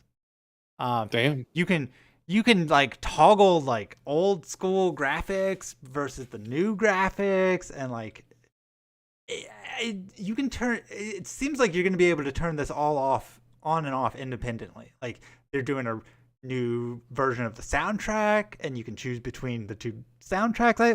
I believe. Wow, that's nuts. Shit. So it's like huge, but the gameplay and the story exactly the same, the way it should be. Well, I heard that they were adding. Well, they're adding like that weird Oh, they're Uh, adding Radical Dreamers into yeah, it, but that's more of like an extra. it's just weird. It's not like actually part of the game. It's more like, hey, do you want to see the prototype of Chrono Cross? Because I mean, that's what Radical Dreamers is. It is Yeah. literally the prototype of, like, it's literally the first level of Chrono. Well, not first level. It's the Viper Manor level of Chrono Cross. Right. Like, But it's like a weird, like, it's a interactive text-based. novel. Yeah, it's a text-based adventure. Yeah. But it was this weird thing that was only released on like the Super Famicom, and I think it was only released on like their broadband adapter thing. Mm. I don't know why. Every time I have an audience, I always forget the name of shit. Like, But anyway, I gotta go. We gotta go. But yeah, so I have been streaming more. I am at Lady Farah, Lady Farah 14. Still need to fix that on the background. Oh, yeah, we Lady forgot Farah on Twitch, and I stream on YouTube mostly. Been doing a lot of repair streams. Been playing some Metroid Dread with a sick ass controller. And I Yeah. might have an interesting project coming up that I might be able to talk about soon. Yeah, that'd be really cool. Super excited for that. Yeah, I'm very excited. I hope it goes through. Yeah. But what are all your social media garbage? I'm Mors Draconis on everything, because that's what happens when you have a username that nobody steals. And lately, I haven't really been streaming anything. I really should get back into it again. But been playing a lot of Elden Ring and playing Path of Exile because I'm insane, and that game is like just the right kind of crack. So pretty much it.